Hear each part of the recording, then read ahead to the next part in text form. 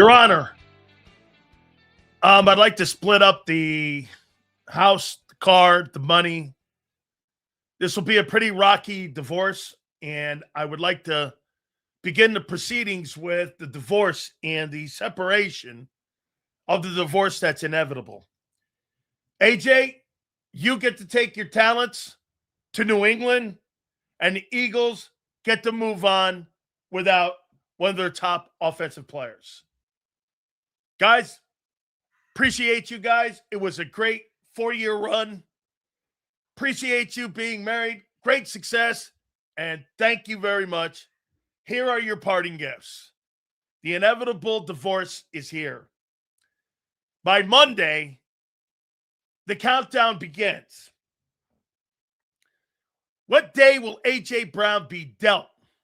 Okay? Eagles have been operating this entire offseason as though A.J. Brown is not here. Stop with the bullshit about, well, if they don't get this, they're not dealing. It's over. End of story. It's over. You went out and you made a trade for Dontavian Wicks for a 5th and a 6th and $12.5 to $14.75 million. You keep AJ, he becomes irrelevant. You moved up 3 spots to get Mekhi Lemon. You are operating in the sphere he's not here this entire offseason. And you hired a West Coast offensive coordinator in Sean Mannion. End of story. The divorce is inevitable. He's out. Okay? He's gone. And stop with the bullshit that this guy didn't elevate your football team. When you brought him in, you brought him to elevate your football team. He made your football team better. He will make your football team worse when he's not on it. On top of that, he helped your quarterback. And here's the problem with the Eagle offense. At times, it's been average to below average. At times, it's been great. The peaks and valleys of the offense for the money that you spend doesn't add up. And this is why they're trying to get some consistency. Plain and simple. This is not that hard to dissect. What you have with your offense, especially in the shitty passing game, the passing game makes the offense unpredictable. One week you look like you're great.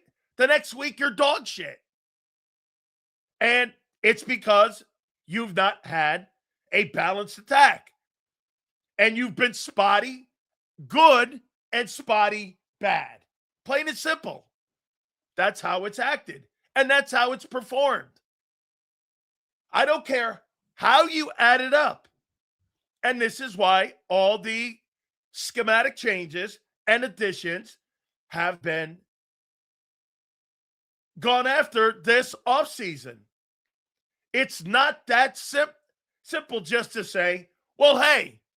And what's crazy and what I love, and one of my favorites is all the ridiculous human beings that think you're better because you have more people. Yeah, whatever, guys. That's not happening. That's not happening. You are not a better football team with a rookie and a guy who hasn't proven himself as a number 1 yet. That's plain and simple. He has not proven, Devontae, that he's a number 1, and you got a rookie in the other spot. Those are facts. Those are plain facts. And you got a guy in Dontavian Wicks who didn't have a spot on the Green Bay team, according to Brian Gutekunst. Brian Gutekunst said he didn't have a spot on this roster. And what we've learned by Sean Mannion so far, the Eagle offense is starting to look like the Green Bay Packer offense, which means you're going to try to spread the football around. So I don't care what you say. By the way, Super Chats go to the top. Some of you in here have to pay for my attention, which it's all good. Some don't. Some are not very intelligent. Some are great. And some have been wonderful this week in where we're going. So make sure you have a great take. Make sure it doesn't blow, or you're not going to be gone to here, because we got 3 days out now until June 1. So if you're just in here to bitch with me, you're not going to be gone to. Okay? All right. So you have acted the entire offseason with the premise he's not here. Okay? You have acted with the premise he's not here. So let's go into that.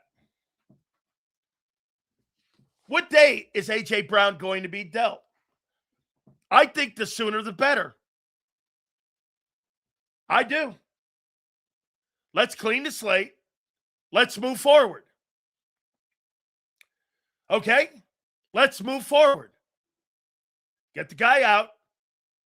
Get your compensation. And by the way, I am 1,000%, as I've been since January 1st, a 2 and a 3 to New England. And we have not wavered. And we will not waver. A 2 and a 3. Now, there is an asterisk with the fact that it could be a second that could turn into a 1. I don't know if it's going to be 28. I doubt it's going to be in 27. Okay? So, as we said before, from day one, a 2 and a 3, the New England Patriots. 95% of you in here said I was full of shit. Well, we will find out Monday, Tuesday, Wednesday, or Thursday. I would say by midweek, Wednesday, that's when I think the deal gets done. Will be Wednesday of next week. A.J. Brown will no longer be part of the organization officially. He's already not part of the organization. So here we go. I say Wednesday. And like I said about A.J. Brown, it's so disrespectful to say that guy, and you're going to be better without him. It's so stupid. It's not even worth a conversation. And I'm not going to have one with him. It's just not. So, Sil, since you're correct on everything with AJ, a new OC, and a shitty coaching, can the weaker schedule benefit and still having Vic? As a matter of fact, I said this. Since you're correct on everything. I never said I'm correct on everything. I didn't have a very good 2024. I had a great 21, a great 22, a spectacular 23, a terrible 24, and a spectacular 25 when it came to covering your team. A weaker schedule? That schedule talk is bullshit. Let's see how your football team, and let's see how it plays. You were a very crummy offense last year. Up and down, never got it going. Your defense got better because you got great coaching. Yeah, I think you could be in the middle between 8, 9, 10 wins. And I've got you at 8 and 9. And I'm not wavering off that.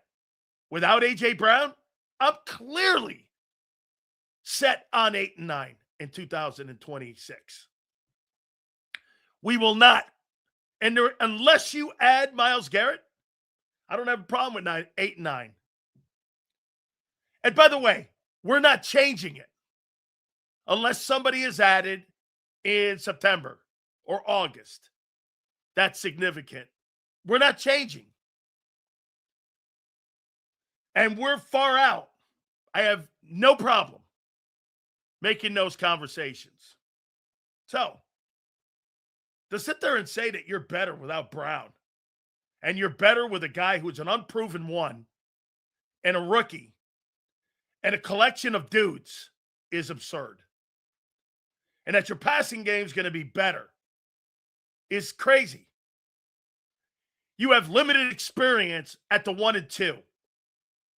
Devontae Smith is limited as a number 1. He hasn't done it. We'll see. He's got skill. Most likely, he'll never live up to AJ's ability. Watch this one.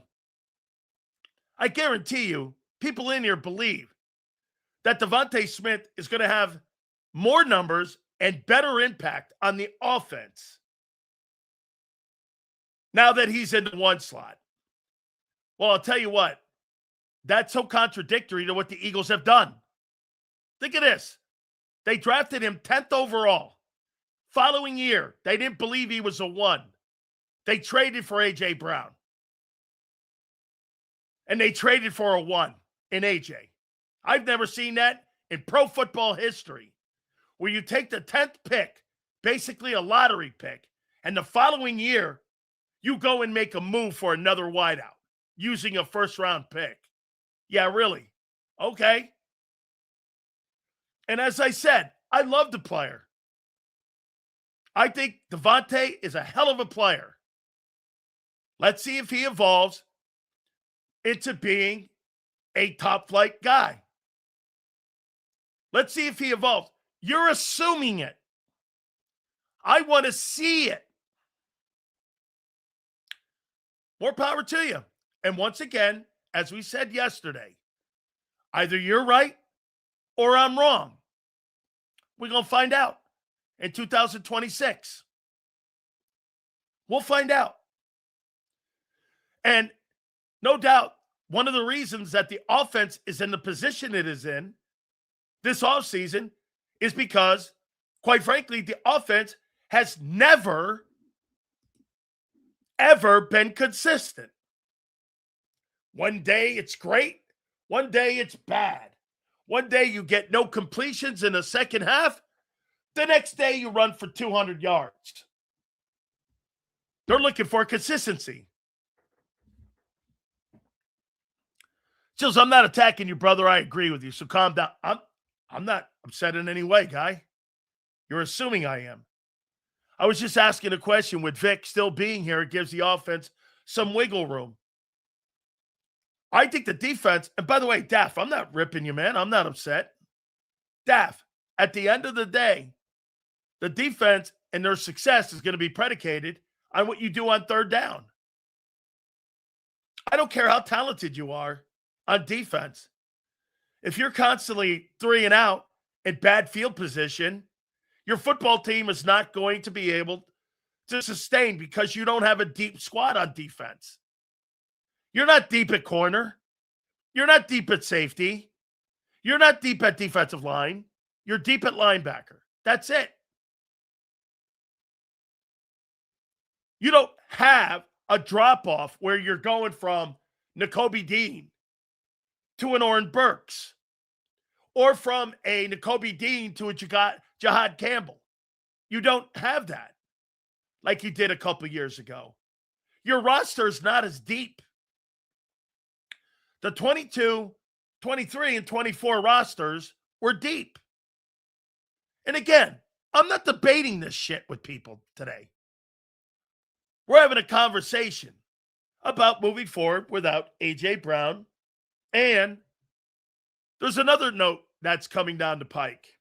Now, by the way, one more thing on A.J.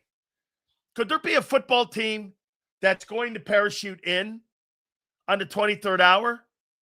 Yes. But here's what Howie would have to do. If the Rams want to give up a 1 and a 4 for A.J. Brown, hey, and for the record, Kyle, do me a favor. Give me the number and give me the equity that Jalen Waddle got when he got dealt, I believe, to Denver. What was the number that Jalen Waddle got for the Miami Dolphins to the Denver Broncos? Now, remember something with that deal. The Denver Broncos finished second in the AFC last year. Okay? They finished second in the AFC. So that 1-3 is more like a 2 and a 4. You're at the bottom of the draft. Now, that's all predicated on what happens with Denver this year. If Denver wins the AFC, that's the 32nd pick in the draft. And in the third round, it'll be the final pick in the third round. So it could look like a 2 and a 4 if Denver does well. So when you make a deal with a team like Denver, you got to remember, you're not getting equity picks. Okay? That guy, and that's how equity picks are. Now, if you trade him to New England and New England, say, wins 12, 13 games, I think the haggle right now is between New England and the Eagles, 27-28. How that's going to play out. I've been hearing the Colts may be making a move for A.J. A.J. Brown to the Colts. Chris Ballard, having a guy like that who played with Shane Steichen and putting A.J. Brown with Daniel Jones makes sense. Daniel Jones, Jonathan Taylor. Let's say this for you. And you know, I know people will not agree with this, but I want to show you something here with Jonathan Taylor.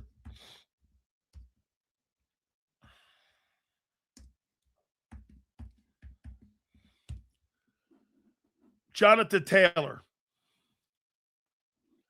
Remember, the Colts didn't make the playoffs this past year, correct? And if I'm not mistaken, I think Taylor's been injured. So the last 2 football seasons, and let's not forget something about Taylor.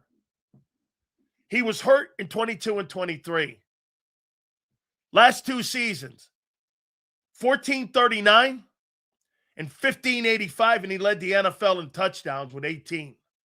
This guy's got 29 rushing touchdowns the last 2 years. And he's got 2,900 yards rushing. 2,900. The last 2 seasons. His first 2 years, he had 3,000 rushing yards. This guy's a good football player. Colts already gave 2 firsts for Sauce Gardner. Correct. That kind of, and you agree, I agree, Khalid. That puts them out. Okay? It does. And there's no doubt that running game of theirs, they got the best guard in football in Nelson. And we've said that.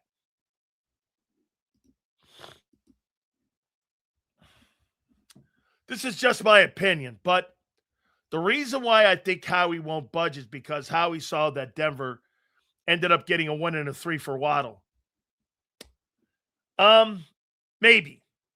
Guys, hit the like button. Appreciate it. Okay? I hate that narrative about depth. You don't have depth. Who comes in for corner if Q gets hurt? That's an Isaiah Rodgers type player. Who, Prince? Michael Carter? Okay. Bro, not debating it. Okay, and get this.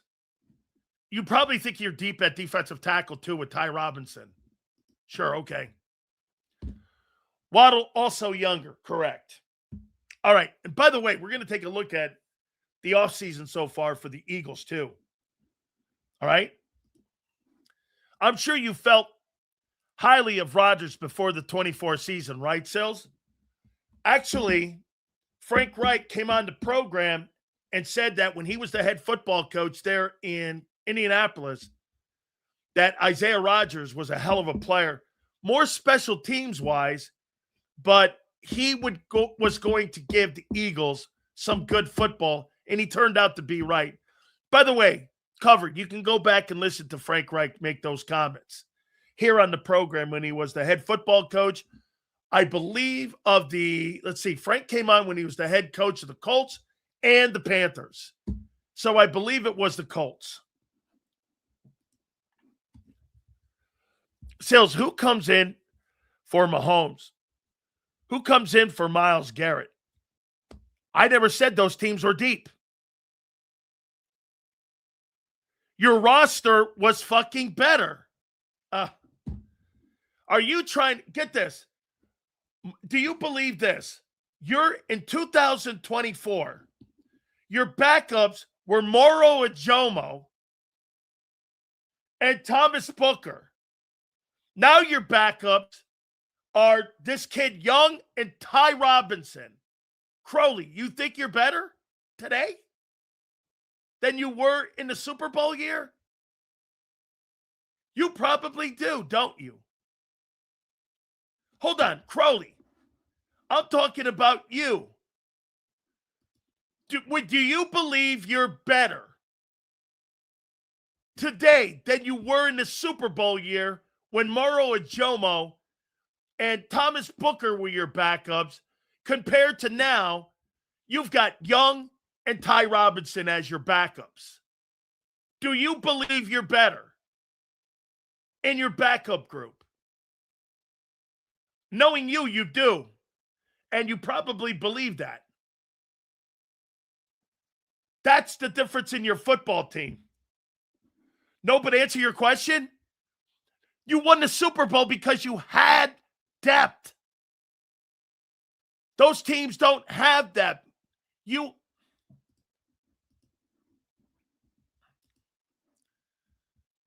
I'm not going there. Seals forgot he was saying, who the fuck is Isaiah Rodgers and Burks? I never said that. I said Burks. No, you're right, Prince. Ty Robinson and Young are better than what you had with Booker and Ajomo as your backup. We'll go there. Sure. Okay. You're right. Y'all got Sills pumped. Love it. Wait till I get some profanity. How you doing? Let's see. Name one team with depth. The 2024 Philadelphia Eagles. Our roster was deeper because the rookies drafted in the later rounds were players. The later round picks have not panned out yet, if ever. Correct. Okay? War depth only is important with the war of attrition. And that's what the NFL is.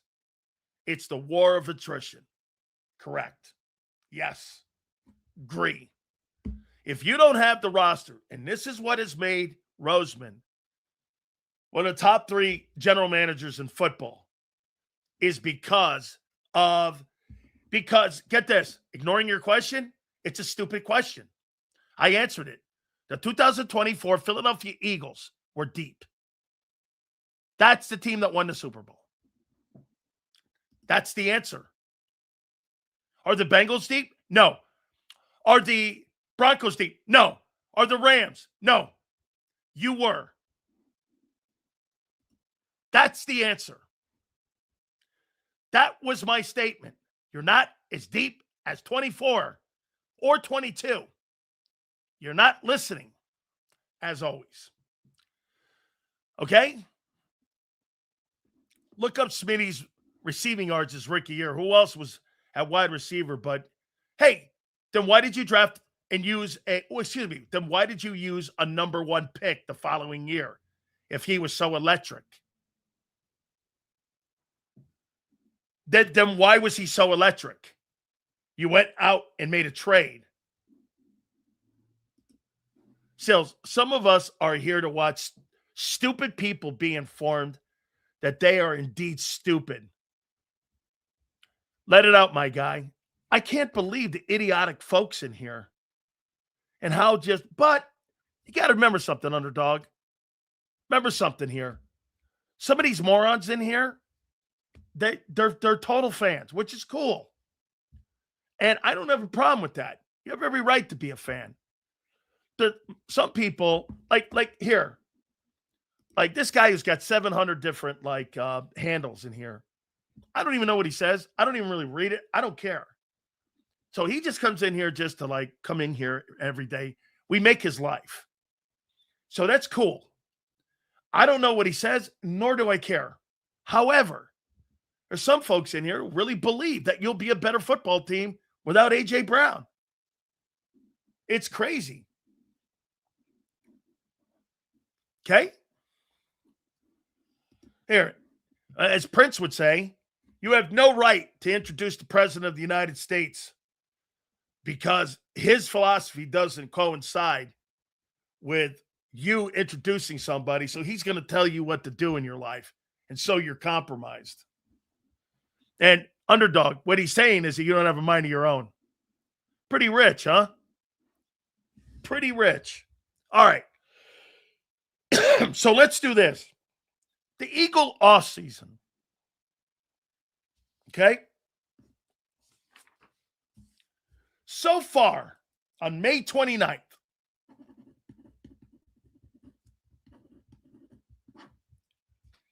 what would you give the Philadelphia Eagle offseason so far?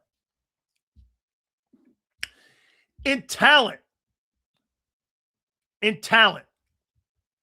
what would you give the Eagles offense and defensive personnel? What would you say? Give us a grade.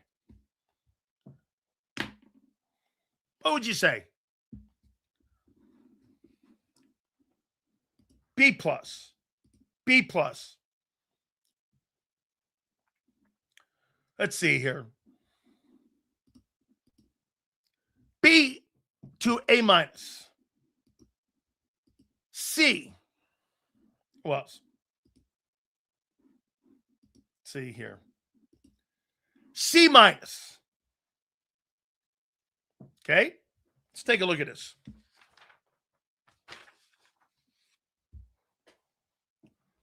So let's start with the additions.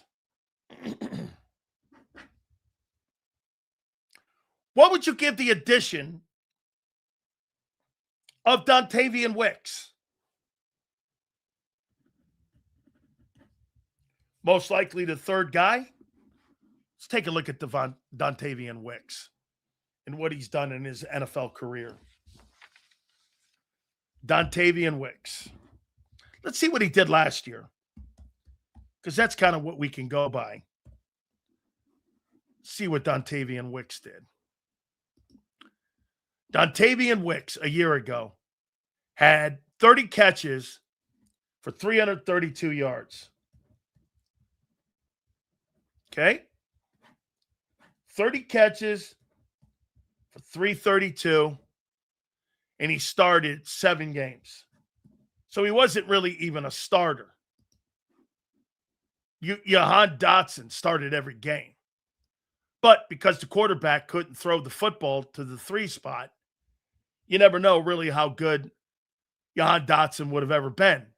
As a matter of fact, Dontavian Wicks averaged the amount of catches for every single wide receiver that played in the 3-hole a year ago for the last 4 years. You averaged about 30 catches with 5 guys. So, Dontavian Wicks in that offense with a better passer in Jordan Love. Let's see what he does in the 3-hole here. I would say this. It's probably a lateral pick on what you lost with Dotson. I don't think he's any better than Dotson. Dotson's a first-round pick. You didn't upgrade there, or do you think so? And he gave him $12 to $14 million. So we'll see how he fits in, or if he fits in. I don't know yet. He never really started in Green Bay. Did he start over 7 games ever? No. Last year he started 7, 5, and 6. Theoretically, he was never a starter in Green Bay in 3 years. So, I mean, okay. And you gave him $14 million for a guy who's never really started. Okay. By the way, I don't know right now on May 29th. So let's take a look at what Hollywood Brown did last year.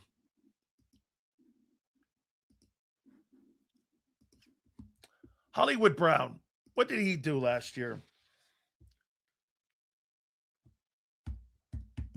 Hollywood Brown.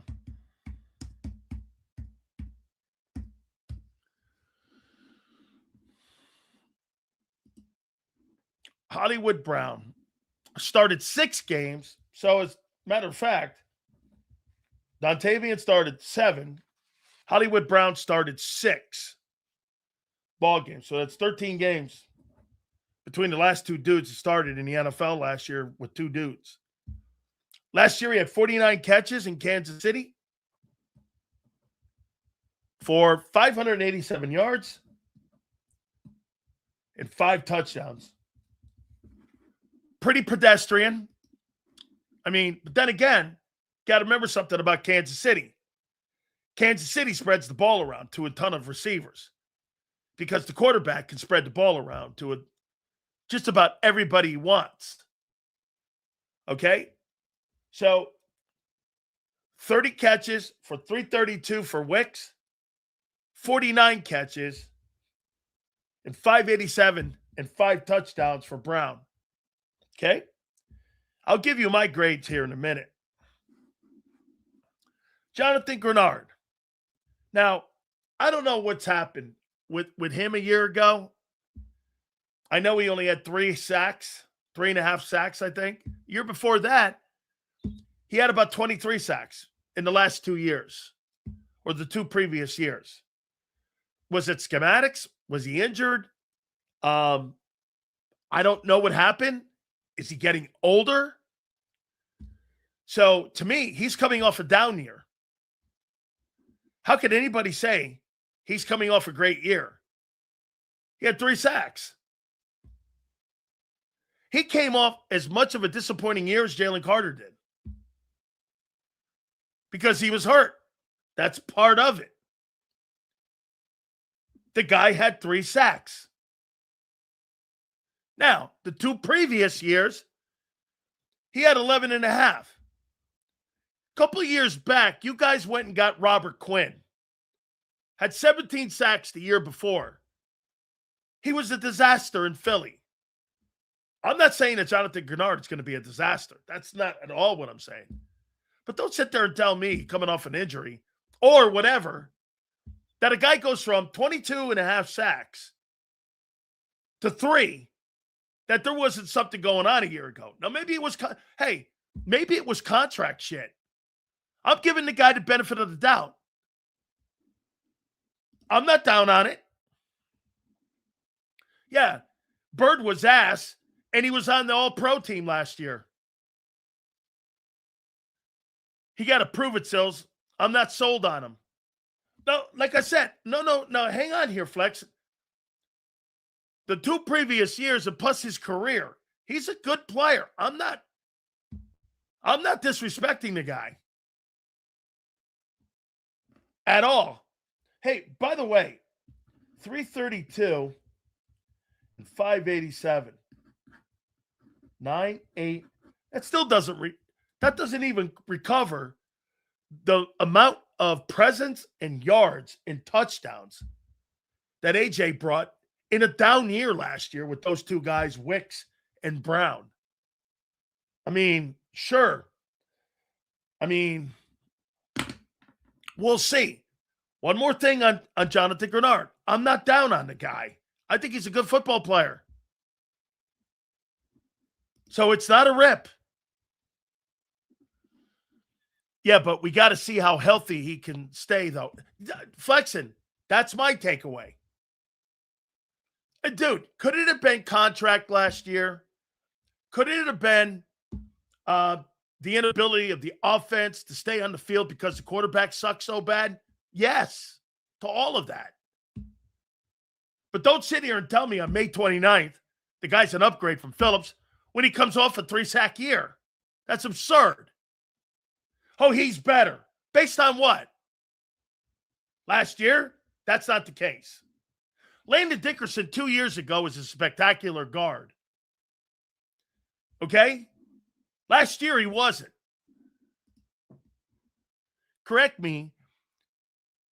2 past years at edge, he had Anderson and Donnell Hunter helping him. Donnell Hunter is one of the premier elite edge rushers. And Will Anderson, Anderson's down in Houston, but Donnell was up in Minnesota before he got to Houston. Yes. Like I said, I'm not down on anything here with Gennard. Don't sit there and tell me if Landon Dickerson's coming off of a questionable injury year. Jonathan Gennard had 3 sacks last year. Okay? All right. Reek Woolen. Let's see what Reek Woolen did last year. See what he did.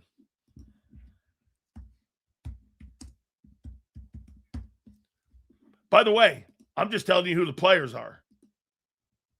You can get butthurt all you want. Let's see. 41 tackles. He started 7 games out of 17. So far, you've brought in players that are not starters. Now, to be fair to this, previous to this last year when he lost his job, 14 starts, 15 starts, 17 starts, and led the NFL his rookie year in 22. Okay. Last year, he lost his job.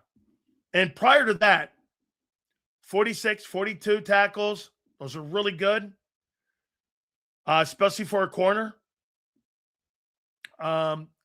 Then, obviously, when he lost his job at 26, out of 17 ball games, he got 7 starts. You've brought in guys who are not starters. Now, again, to be fair, you're on a Super Bowl team, but he was beat out by a rookie. Okay? All right. And I heard Zander say something today, and I happen to agree. How's Stowers getting on the field? I don't see it.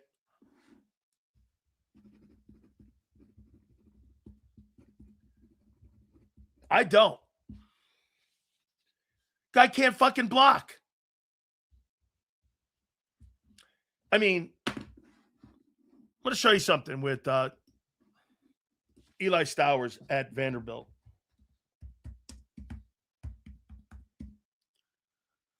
Vandy numbers.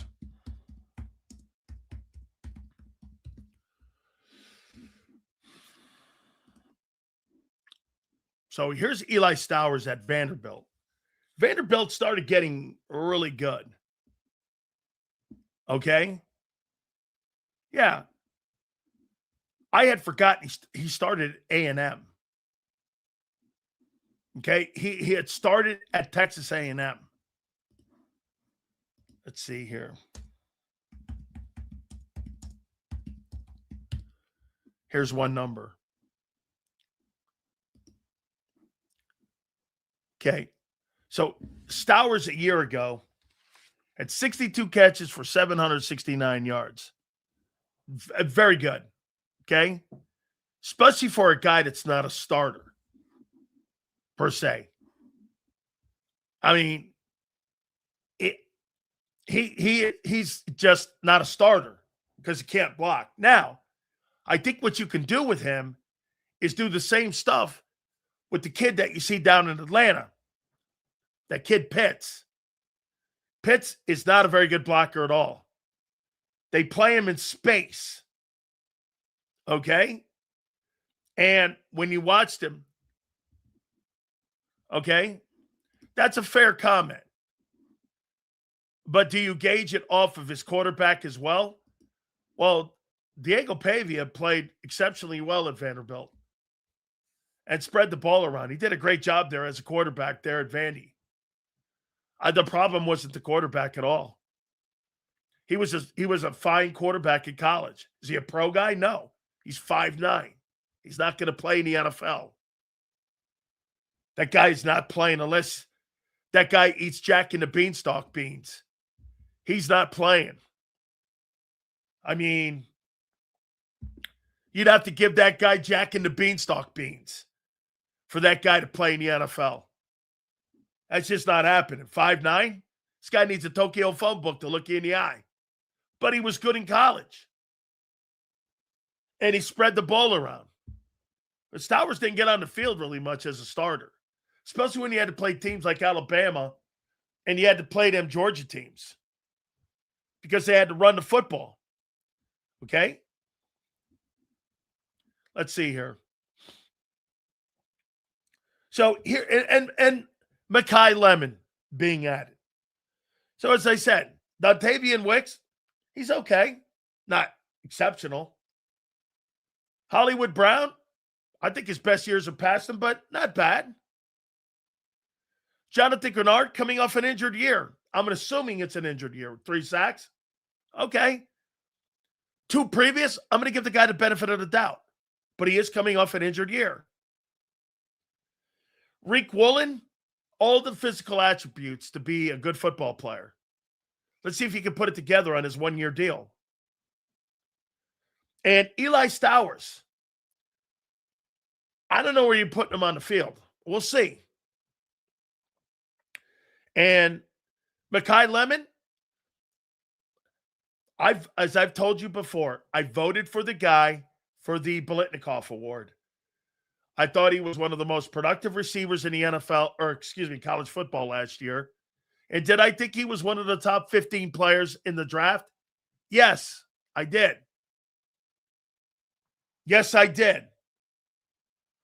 Okay? So, what would you give that class again after hearing the truth? Still B+, eh? Okay, well, what's the A move? In your eyes, Grenard, okay?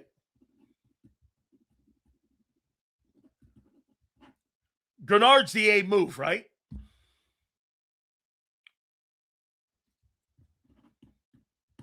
What's Dontavian Wicks? This guy's not a starter. Nor is Woolen. He's a starter here now. Here, what I would do. That whole group, and I'll put the group, and I'll put the group in there. With Lemon.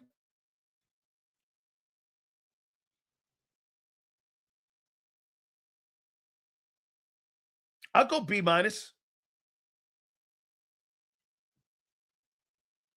Strong B-, maybe B. I think as a group, that's not a bad group. Those are potential starters. You've got a guy who could be an impact player. I would say B-, like somewhere there. Okay, something like that. And with Lemon, you don't know because Lemon's the outlier. You have no idea. Stowers is not going to get on the field. Lemon is going to get on the field. Okay? So that's the additions. Now let's go with the subtractions. The loss of A.J. Brown. What do you think that loss is going to be? Let me guess. A D-. What do you think? The loss of A.J. Brown will be felt as what? Minimal? A lot?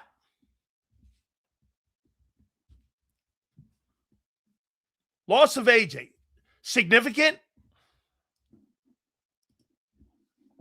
I'm with Prince. Okay? See, now you know when guys like this come in here, what they're doing. Funny, isn't it? Minuscule.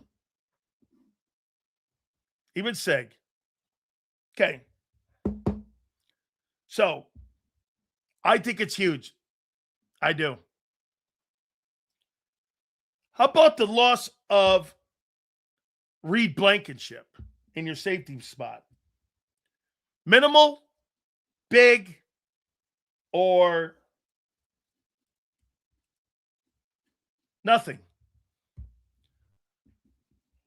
Would Reed Blankenship at safety? By the way, every single guy you lost was a starter in your current system. Sig says tiny. So A.J. Brown is minimal. And let's go by Sig. Sig says minimal for A.J. and teeny tiny for Reed.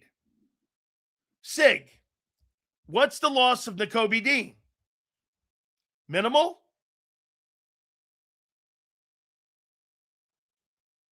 By the way, all four are starters. A.J. Brown, Reed Blankenship, Nakobe Dean. May or may both be speaking sarcastically. Minimal. There's another minimal. Minuscule. There you go. A.J. Brown, minimal. Reed, teeny tiny. Dean, minimal. Jalen Phillips, won't even ask you guys. Minimal. So, Dontavian Wicks, Hollywood Brown, Jonathan Grenard, and Reed Blankenship, Enrique Woolen, Eli Stowers, and Mekhi Lemon are enormous additions. But the loss of A.J. Brown, Reed Blankenship, Nakobe Dean, Jalen Phillips is minimal. Got it. Well, let's do some reality talk now. All those dudes were starters on your current football team. Now you're taking those out, and you're asking these guys to come in and fit in. Okay? So, do you think you gained more or lost more?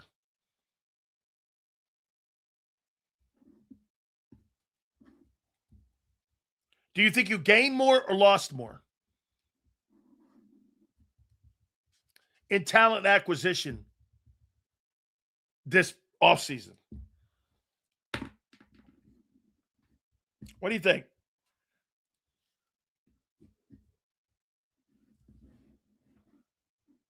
Do you think you gained more or lost more? A.J. Brown, Reed Blankenship, Nakobe Dean, and A.J. Brown.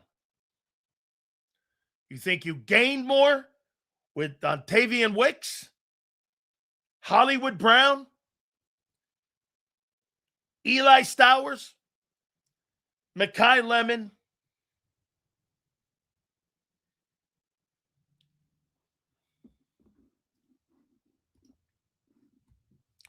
Sills, this may work because of Sean M's ability to teach. How do you know that? Now we need to see his ability. Okay, that's not a bad take. His ability to teach versus his ability to have play calling in-game adjustments. That's not a bad take. You're right. He's communicating with the guys. The guys seemingly like what they're hearing. You know what, Ricardo? It's actually a great take. And I'll give you this.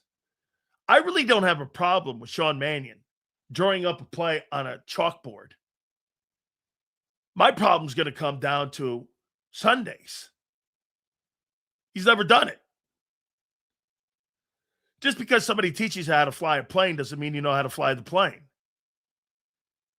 And Ricardo, just because someone teaches you how to fly the plane, that doesn't mean you can land the plane smoothly. I mean, common sense.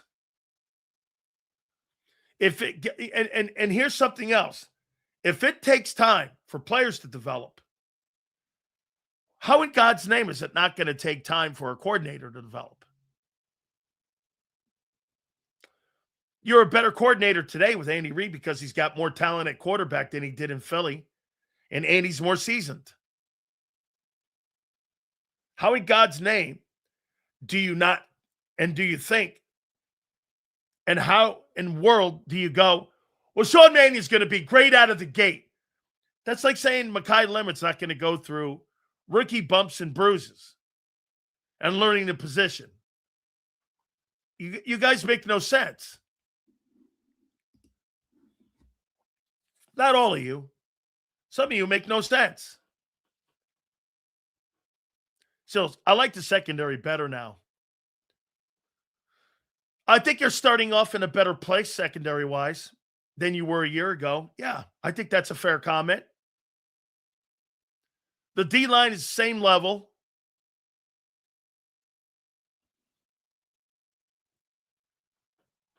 Maybe. Linebackers, same level. I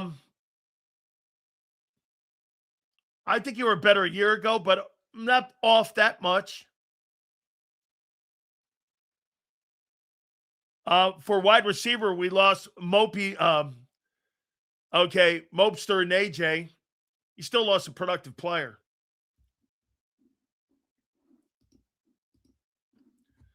So it's harder for the coach because he needs to not only find the right play, but that play that fits the skill set of the players he has on the field. That's why position grouping is going to be important. That's why having multiple packages. This is why the Eagles have hired all of these wideouts. They're going to bring in multiple packages on pass sets. There's going to be a whole different grouping because this thing's going to be more by committee than 1-2. It's why you've got 5-6 wide receivers. I guarantee you. Hey, Kyle, do me a favor. How many wide receivers did the Eagles keep last year on the team? 1, 2, 3, 4, 5, 6. I bet you they could carry as high as maybe 8 wideouts and 2 tight ends. 3 tight ends. Running some position is going to be hurt. How many wide receivers did they keep a year ago? Because, listen, this is going to be a factor here. For your 53-man roster. Because of all these wideouts you have. So here's your wideouts as of right now. Devontae, Mekhi, 2. You've got Hollywood. Here's Devontae, 1. Lemon, 2. Wicks, 3. Brown, 4. Probably Elijah, 6. I think they could keep as many as 8. And for tight ends, I think Grant Calcaterra is the odd guy out. Or, I mean, if they're going to run the football, Mutt's got to make the team. Either Grant Calcaterra or Mutt is out. They're going to keep 3 tight ends. And it wouldn't shock me if they only kept 2 running backs and kept Will Shipley and cut him and put him on the practice squad. Because you've got to take from one position. I mean, especially if you're going to, with all the moves that you've made at wide receiver.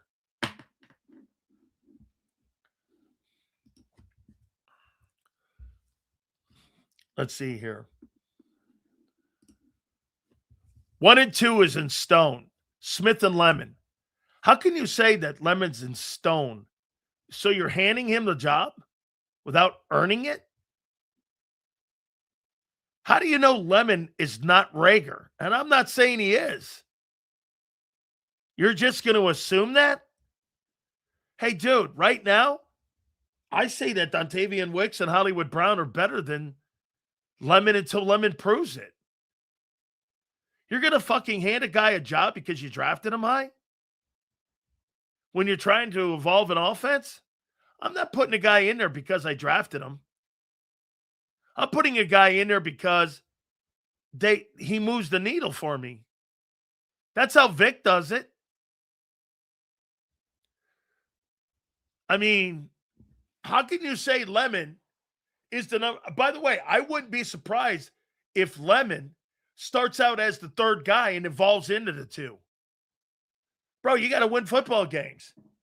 This guy just got his playbook fucking 2 weeks ago.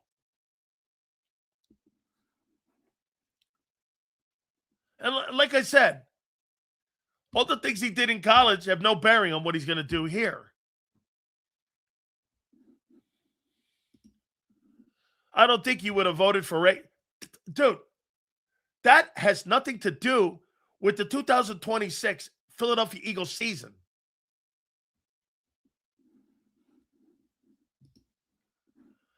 Because I voted for him has nothing to... I voted for Tim Tebow for the Heisman. And Johnny Manziel for the Heisman. So?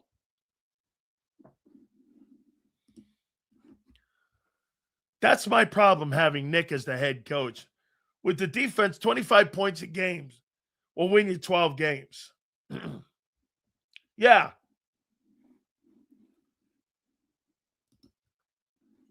The number one pick is on the 53.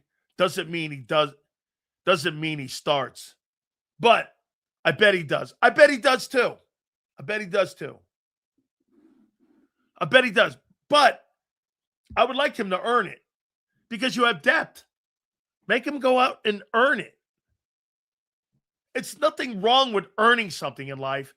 It's like some of you in here like shit handed to you instead of actually earning something in your life and working for it.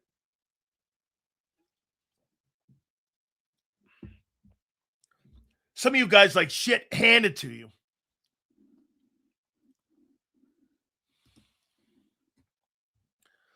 If Lemon has a Tebow level first season, we're going to be unstoppable.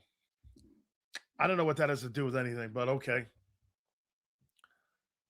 So I think we actually have more depth on defense. Okay, so you think you have more depth on defense than you did like when I was talking a couple minutes ago on than you had in 24. Like I said, dude, I'm not debating that teams are light in depth. You're not listening, Prince. Your 24 team won Super Bowls because you were so deep at almost every position. Corner, linebacker, offensive line, everyone had a great year. You're missing the point completely. Sills, nobody in the league you won the Super Bowl in 24 because of your fucking depth. You're not hearing me. And you are not deeper than you were in 24.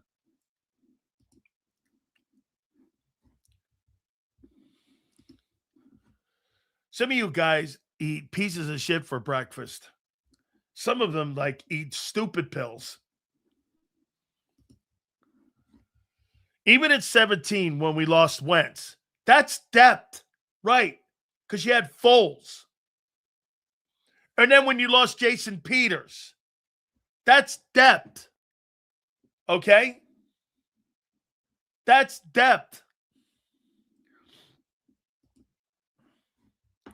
Good or bad, I think this season is going to be one of the most entertaining of all time. I completely agree.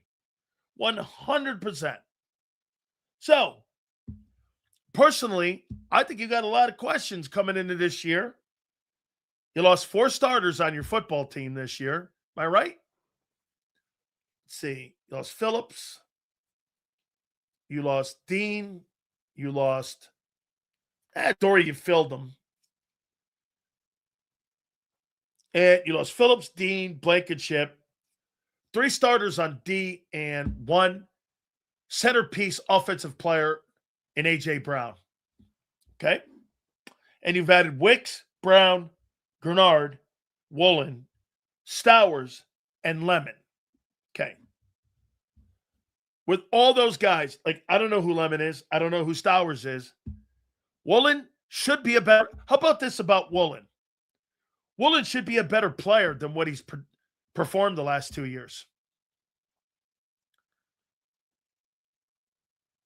And here, Prince loves the unknown. Going into a football season, not knowing anything about the players that are going in. And he loves that concept that, like when you got a player like Patrick Mahomes, he'd rather go into the season with a quarterback of unknown or a running back of unknown or a wideout of unknown. I'm sure a lot of coaches do too. We have a better replacement for Phillips. You're missing my point. I think he's a good player. And I'm giving him the benefit of the doubt for last year because he wasn't very good last year. Guy had 3 sacks. Now, that doesn't dictate whether or not, he's a superstar player or not. Because the previous year he had 23 sacks. And, was it contract? Was it injuries? Okay. All those are questions.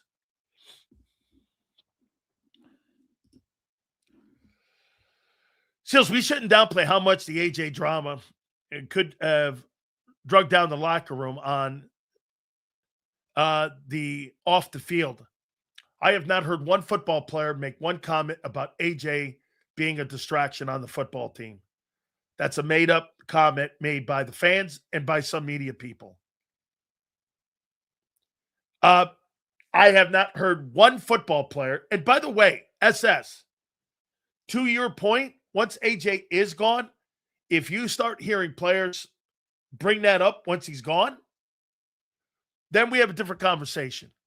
But as of right now, I have heard not one person say one negative thing about AJ Brown and his impact in the locker room or with their friendships inside the locker room. I personally think right there that that's made up. Okay? Flexing, unless they get healthy, I think they have a chance. Seals, how embarrassing would it be for AJ if the Eagles can't find a first like Waddle? I don't think it's embarrassing at all. I don't think it's embarrassing at all. Why would it be embarrassing? Why would it be embarrassing for AJ? I think it'd be embarrassing for Howie. Waddle's not been a better player than AJ. I think it'd be embarrassing for Howie Roseman if he can't get a 1. That means the Eagles got fleeced. Especially if he goes up there and has 1,500 yards. If Howie can't get a 1 and he goes up there and has 1,500 yards, got fleeced by the Patriots. Would you trade Carter in a first in a 3-way trade for Garrett? Who's the team I'm trading with? Who's my dance partner that I'm dealing with? The Cowboys? I don't have a. Is it another team? In the NFC? Is it the Rams? Let's see who that team is. I think the biggest question, and everything revolves around the OC and play calling. Does he adjust or force it? Would we question it if he had several years' experience? To me, the questions are quarterback and OC. Yes, on offense. And to go what I said in the open, at the end of the day, okay, Sean Mannion has no experience whatsoever in any way. You can dress him up all you want. Nope, albeit. But the problem with the Eagle offense has been they're great sometimes they're not. Last year, they weren't at all. And their passing game, as we've chronicled the last couple of weeks, 28th, 8th, 16th, 29th, and 23rd. And when they have to rely on a passing game to be consistent, to help carry the mail, if there's injuries in the O-line, they can't do it. And this is why all the scheme changes that you've seen. Don't go by my words, go by your actions. Seals, to me, Cam and Landon are more important than Mannion. With a decent run game and Vic's defense, we can win games. So, Curtis, you're talking about the old formula then, right? And not the new formula they're trying to implement. You're talking about going back to doing what they did, right? You see what Curtis is doing? Curtis is doing the right thing. Those are the right comments, Curtis. Because you're talking about the sustained success that they've had by running the ball. Well, that's not where they are today. Your personnel changes, your coaching changes, everything they've done without the premise of having AJ and evolving the pass game. And by the way, Curtis, Jalen so much has said this. It's completely different. That this is different.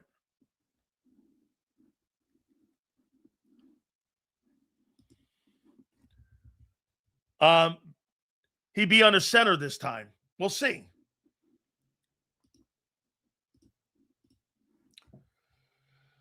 When you don't have many teams interested in a player, you're limited to what you're going to get for him. Okay. Angelo. Well, so you're telling me that one of the top 5 or 6 wide receivers in pro football, there's no interest? And it's another way of downplaying the fact that everyone knows the Eagles have to get rid of him now. Why would an NFL team give you a 1 when they know you've done everything in your power to send the smoke signals out that you're getting rid of the player? Howie's lost his leverage with all the moves that they've made this offseason. Don't you see that? Howie actually, the June 1st date hurt him. Because if he would have moved him earlier in the calendar year, February, after the playoffs, March, somewhere in there, he probably would have got more for him. But because he had to wait to June 1, because of the cap hits, it's hurt him. And every team in the NFL knows they're moving off of him. Why would I give you a 1 when they've got to move him? You see this guy? He still lives in the land of denial, and it's not a river in Egypt. That fucker's gone, guy. Okay? He did? You lost all your leverage. People are like, how come there's not a lot of teams offering 1s for AJ? Because every team in the league knows you're moving them. Why would I give you a 1? The desperate guy is the Eagles now. You're not keeping that guy. The Dontavian Wicks that you just gave $14 million to, you don't move up in the draft 3 spots if you're keeping A.J. Brown. How stupid would that look now? We're going to put Lemon in the 3-hole? You've lost your leverage. How do you not see that? Of course you don't. You move up 3 spots to get a wideout. You pay another one, and you're going to keep them. And then you're going to put Lemon in a 3-hole, and you never fucking throw the ball to the 3 guy. But now you are. Okay. How does that, how do you process that? How do you process that? To make that work, you can't make it work.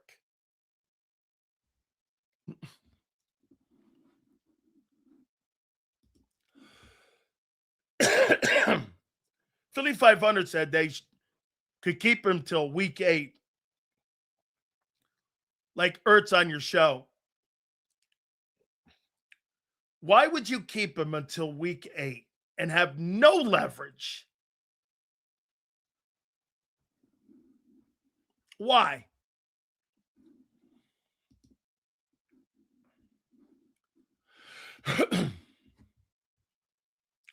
Why wouldn't they use Lemon at the third wide receiver? They had 3 first-round wide receivers in the last 2 years in the 1-versus-1 offense. The spread offense might actually be great with AJ as a decoy. So you're going to move up 3 spots. Why'd you pay Dontavian Wicks then, David? To sit on the bench? You gave up what was it?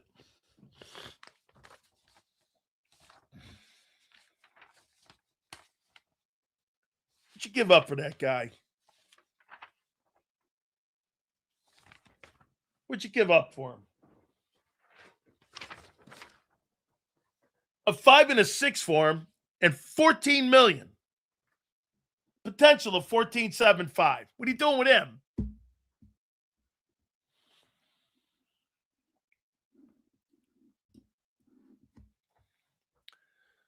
I'm at the Star now. My team looks healthy. Can't wait to see Overshawn and Caleb together. They look cool. Can't wait. Got to pay it off, my friend. Got to pay it off. Cowboys have made good moves. Got to pay it off. And you don't have a quarterback that could spread the offense around.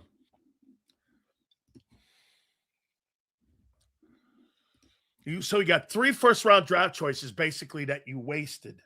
Not wasted, but 3 first-round picks at wide receiver if you keep AJ.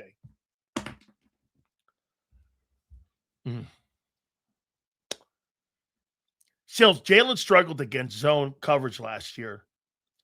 How do you think Sean can fix that? Because I think just the scheme enough doesn't fix it. He needs to be told not to hesitate and let the ball go.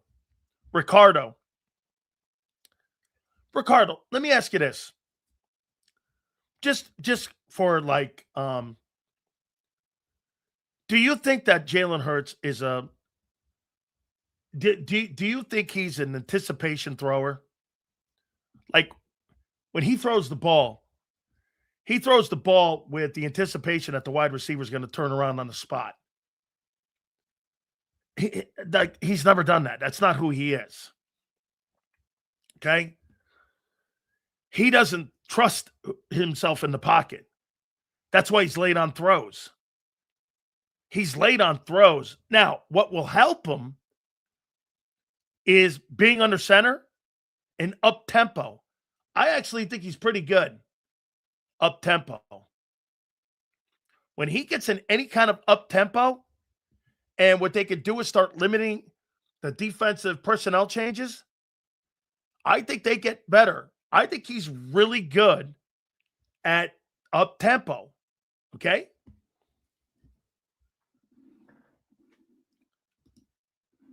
Sills on the Cowboys. Good moves on Philly. Uchi Kuchi, all troll. I never said anything about the Dallas Cowboys being good. I said the Dallas Cowboys, I think, have made some good moves. You got to pay it off in the fall. What the fuck did you not hear? Man, you people hear what you want. You know what? Someone told me this years and years ago. You hear 2% of what I say, and then you come up with this bullshit narrative. It's quite remarkable. It really is. It's quite remarkable. You'll take 2% of what I say and create this fucking stupid narrative that doesn't exist that I said. Wild.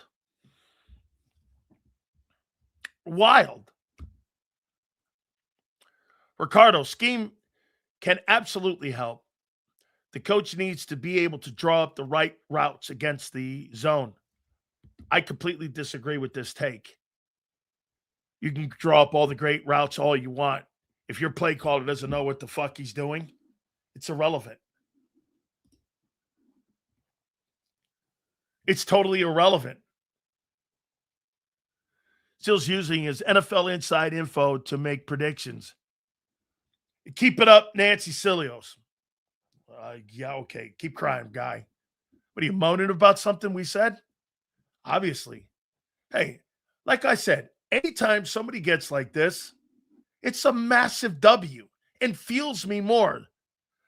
Thank you, Dick Q. Appreciate it. Here's Dick Q here with something stupid. I really don't even know what that means. Thanks, Dick Q. It's all good. I mean, yeah. So here, let's go to the new topic. Fishing Maniac, I hope you got good sun this weekend so you can go out and so you can play. Will the new scheme fix the Eagles' offense? Here's your next topic. I can only imagine what it would look like if you covered the Toronto Maple Leafs, Sills. You think the idiots are bad here? My God, it would be way crazier. They haven't won a Stanley Cup championship since 1967, Mikey. Since 1967. Okay? And they think they're the best team in the NHL still. The Toronto Maple Leafs are the most delusional North American team on the planet because they still think they're good. 1967 is the last time they won the Stanley Cup. How you doing? Will the new scheme fix the Eagles' offense? Yes or no?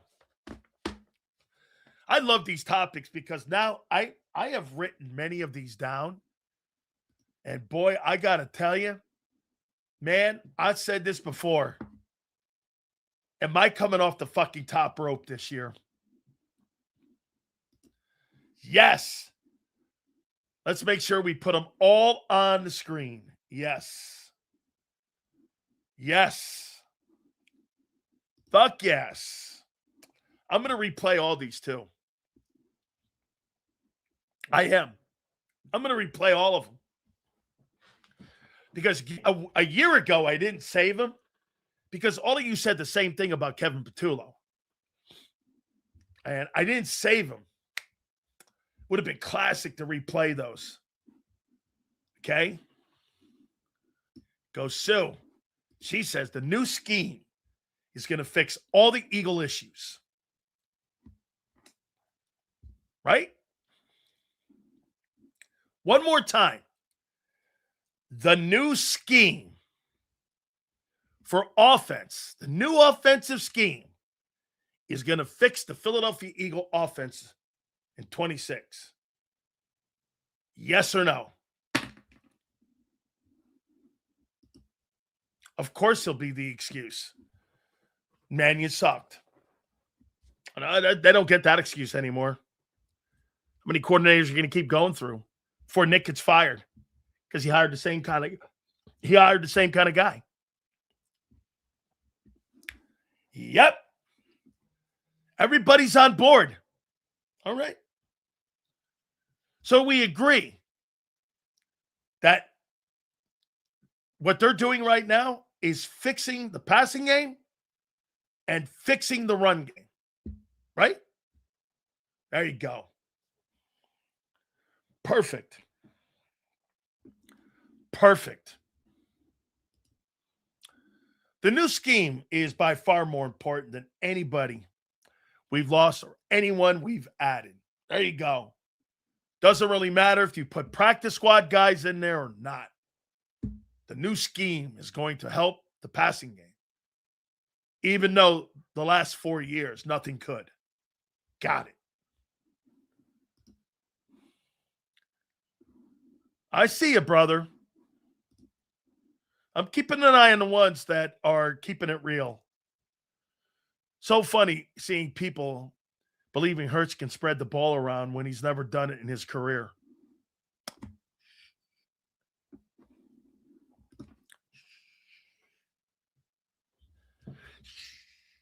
Don't do that. Don't blow my cover.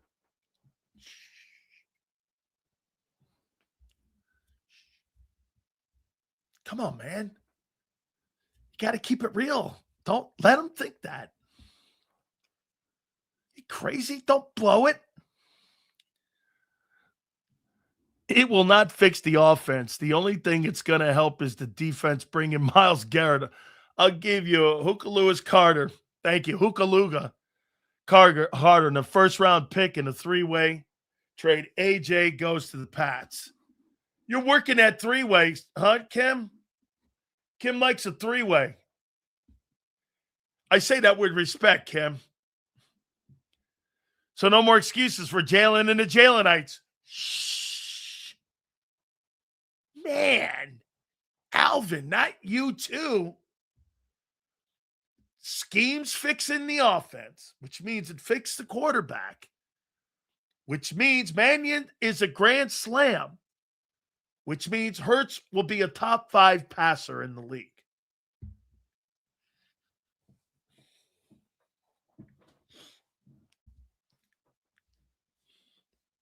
Oh my God. This is like having a carrot. And you're just putting the carrot out in front of Stunads. And you're watching them try to reach for the carrot. And they're just starving for the thing to work, knowing full well they can't reach the carrot. It's fucking great.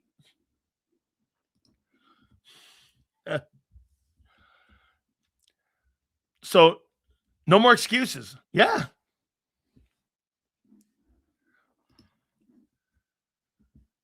Your definition and my definition of fix are different. Semi-competent and balance is a key. Okay.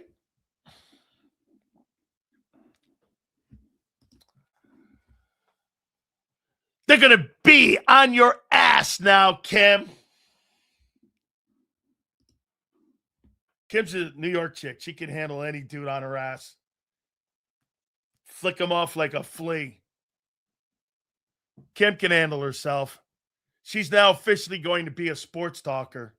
If she can't handle you, Stunads, she needs to get out of it before she gets into it.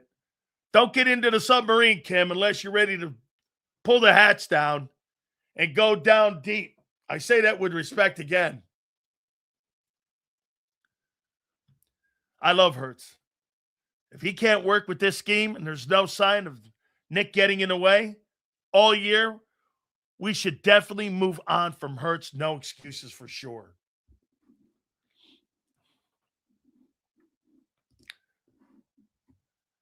A new offense can't help Hurts. The Eagles drafted a wide receiver who's a rookie. Yeah, they're done. Cancel the season and hope for 27. Spoken like a true cowboy. It doesn't matter what Jalen and the Eagles do. Sills will always move the goalpost. Not moving any goalpost. I'm asking you what the fuck you doing. You're the ones that are going to move it because you'll blame someone else. You'll blame another coordinator. You'll blame another Kevin Patullo, Brian Johnson. Dude, you notice just the names have changed? It's the same shit. If the team sucks, the coordinator sucks. If the team's good, Jalen's great. If the thing kind of implodes, Nick sucks. Coordinator sucks. If the thing's great, Jalen's the best thing on the planet. What are you talking about? All you do is change the names. Moving the goalpost, you move the goalpost. You either blame the organization, the offensive coordinator, but you're not blaming Hurts. You're not blaming Jalen. Who are you kidding? You're the one that moves the goalpost, guy. And this is what the exercise is today. You think the new scheme is going to fix the offense. You think your new additions supersede your losses. So there's no fucking excuse not to win a Super Bowl. All right. Let's go do it. Can't wait. 55 days until training camp. We shall see. It is a different coordinator every year. What are you talking about? That's what happens when you don't have a play calling head coach. What are you talking about? What? Is that some sort of epiphany by you?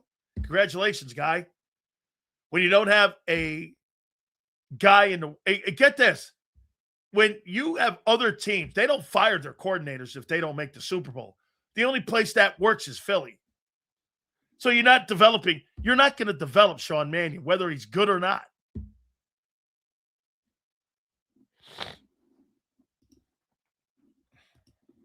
There's been one coordinator in the building in 5 years that's had 2 years. That's Shane Steichen. The rest of them have all been one and done. Good and bad. What makes you think you're not going to have a new coordinator? How about this one? You think you'll have a new coordinator next year?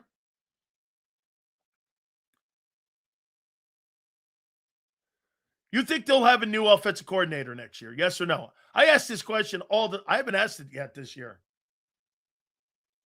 Do you think you'll have a new coordinator? Why would you say maybe when you change them out every year? Why are you saying it's possible? You change them out every year. No. This guy says nope when they do it every year.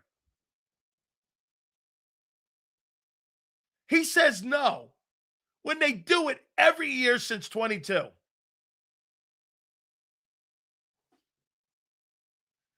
Four years now. They've got 4 new coordinators. And he says no. 4 offensive coordinators in the last 4 years. And RC says, no, we're not going to have a new one. Okay. Based on what? Your theory?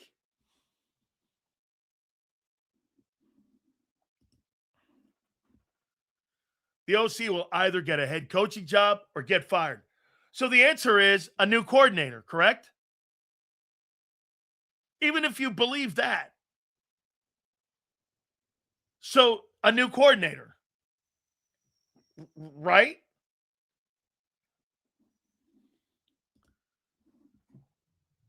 Didn't Shane stay for I said that.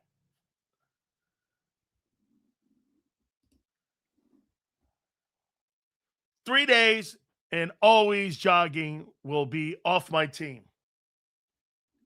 What? Absolutely. Kim's going to pull that hatch. She's going to go down in a submarine and she's going to try to be a sports talker, baby. If she can't take the bullshit that's in here, get out of the damn submarine, Kim. You ain't going to cut it. You're not going to cut it, Kim. Air may get a little thin down there, but you got to know how to run this bitch out here. How you doing, Kim? You're a New Yorker. You got this. I think Kim's going to be a great sports talker. I'm rooting for you, and any help you need from Big Sales, I'm here for you. Absolutely. If we lose, he'll be fired. If we win, he'll get poached. So another coordinator next year. Wait, you think this is going to change?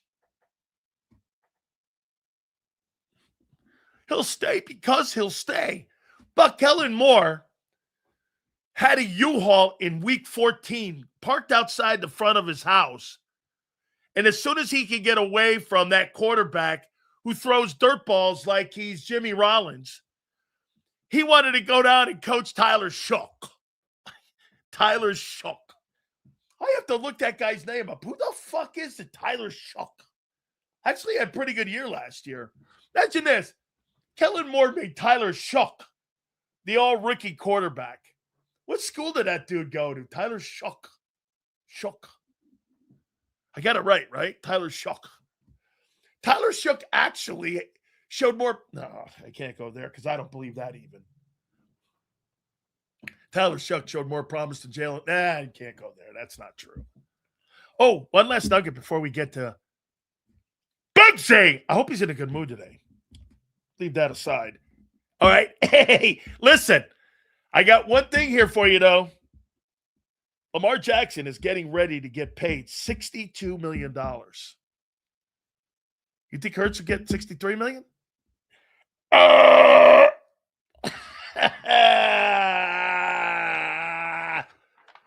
Woo! Man, I love this. 55 days until the freaking camp starts and the real things start getting going here. 3 days until the end of A.J. Brown's era in Philadelphia. Without further ado, look at this shit what I got for Zander. You want to see his hairline go back about 3 more lengths? I got it right here for you. Without further ado, My boy, Big Z, Zander Krause joins us now. How you doing, bro? What's up, Sil? Are you taking a shit on me? I didn't even get on the show yet, and you take a dump on me. What the hell, dude? Come on, man. You know I love you, bro. It's all good. I know. All good. 3 days, dude. Countdown begins here, man. What are you thinking here? I mean, you think they're going to settle for the 2 and 3? No, I don't. Stop it. This is a Sileoism. They're getting a 1 and a 3. It'll come on June the 4th, which I think would be a Thursday. I got Wednesday. All right, Wednesday or Thursday. I'm good with that. And goodbye to AJ Brown. It is what it is.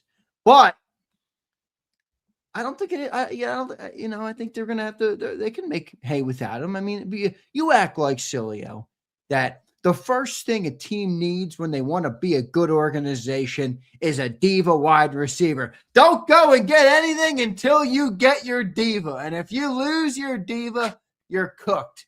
I don't agree with that, Sileo. Well, I don't think you're going to win with stiff wideouts either. You think Mekhi Lemons is stiff? No. I think those other guys are average. But here, so let me lead you down here now. Every single move that you have made, the Eagles, I should say, have made, the inevitables here. Ontavian Wicks, you gave a 5 and a 6 and 26 and 27, between 12-5 and 14-7-5 for him. You moved up 3 spots to get Mekhi Lemon. You brought filet mignon in as your new OC. All of this is without the premise of AJ in the building, correct? Yeah. They're not keeping that, dude. There's no What an appropriate nickname for Sean Mannion. When you go to a nice steakhouse, typically one of the more expensive cuts of meat on the steak, even though it's one of the least flavorful meats, if you're a steak guy, you would know this, is the filet mignon. Yeah. Well, I think he's hamburger helper, but it's okay. I mean, he's not hamburger helper. Hey, let's see here. But you can call Kevin Patullo hamburger helper after the evidence that he's given you, but you can't call Sean Mannion that yet. I don't know about that after what I heard him doing those victory laps down in South Florida. Look at Prince. Sil's built like a laundry basket. Roast him back, LOL. Yeah, I mean, the guy took a shit. My hairline, by the way, is fucking perfect. Actually, I think it's starting to come back. I think it's starting to come back, if you guys can see. Well, I'll tell you what, married life won't do that for you, bro. Trust me when I tell you. How you doing here? All right. Shave it right off. Go bald right there, huh? Take it right off. All right. So, hey, do you believe the new offensive scheme is going to fix the Eagles' offense? No, but I think it can help get more out of the offense. I don't agree with that guy who said, "Oh, the scheme change is bigger than any player on the team."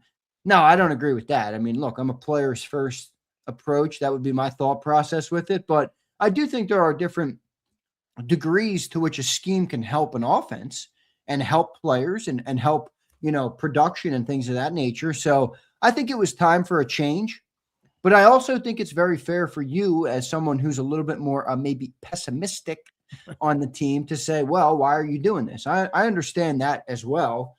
But, I think it was time for a change. The offense was too bad to not do it. I think there's a degree to which they could be better. But at the end of the day, if the players don't play well within that scheme, well, the scheme, it doesn't matter what it is. It doesn't matter who created it. It doesn't matter who calls the plays if the players don't play well. So I think the players are still more important than the scheme, but I do think, they're at a crux point here where can a scheme marginally improve the offense even without drastic changes to the offensive personnel, even though you could probably say there is drastic changes by losing AJ. I think you are at that point. Schemes always have to fit the player's skill set. That's not always the easiest thing to match up. You know why? Coordinators and players sometimes don't match up. You can have remember when Michael Irvin was on, he said, Chan Gailey had this whole fucking idea of having this offensive scheme that it ran through everybody. And Michael Irvin was like, whoa. I'm the passing game. You run that bitch through me. This is how we're going to win ball games. And you got a third team rookie out on the field. That's not a way to coach a talented. You think that's the right scheme for Michael Irvin and Troy Aikman and Emmett? That's not the right scheme. Okay? When you're North Turner going, passing game goes through him, run games go. Now remember, you're talking about generational talent too, with Irvin, Emmett, and Aikman. These are guys that work together. You could make the argument that the Cowboy triplets were probably the greatest three-player combo that you had that won games. I'm not saying they're the best at their respected positions, except for Emmett, maybe. But to get all that combination together, this is, I think, the challenge for Mannion. What makes those players better? Is it the scheme, or are they going to be fixing plays, finding the right plays for a guy? This is what I think Jalen Hurts does great. When Jalen Hurts is up-tempo, I think that offense is efficient and effective because you keep the defensive personnel on the sidelines. Substitutional situations can't come in, and they run them down. How many times have you seen the Eagles every time they go up-tempo, Zander? Boom, boom, boom. They're down the field. They're efficient. I think if they do more of that and find more of that skill set with him under center, I think that's going to be beneficial. I don't think him sitting back there doing this and looking around, that's not going to work. I agree with that, yeah. I mean, they have to build things in to make the offense. I mean, they also have to understand that it's the quarterback's first year in this system. So, like, you don't ask, you can even use an extreme example like a guy like Matthew Stafford.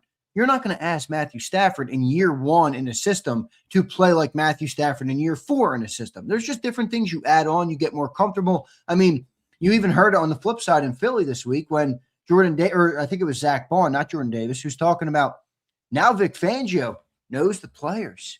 He knows what their capabilities are. He knows their strengths and their weaknesses. Now he's adding things to that defense. So I think they have to have an approach that allows Jalen to, work his way into the system. But I would agree with you. I mean, look, Mannion will be stupid if he chooses to make Jalen Hurts a player that he's not completely. I think we could all agree on that.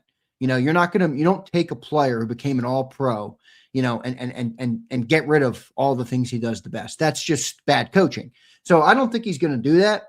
But how do you mesh him into the new scheme? How do you ramp him up? How do you get him better? The one thing I do feel confident on with Jalen is, and I've always loved this about Jalen, but Jalen's a high character guy. So I think he's going to work his ass off to be able to do it, especially now that he knows what they're trying to implement at this time of the year. Now, ability is ability to some extent. So if he's unable to do it, I don't think it will be for lack of effort or trying or any of those things. And we'll be able to know. I think we'll be able to know pretty quickly. But it is on the coaches, I think, too, to also give Jalen an on-ramp. Okay, you've never done this. That's not to say you can't do it, but you've never done this. Let me make your job easier while we ramp you up. It's like a first-year quarterback. Now, he's obviously not a first-year quarterback, but you don't throw everything at him, right away.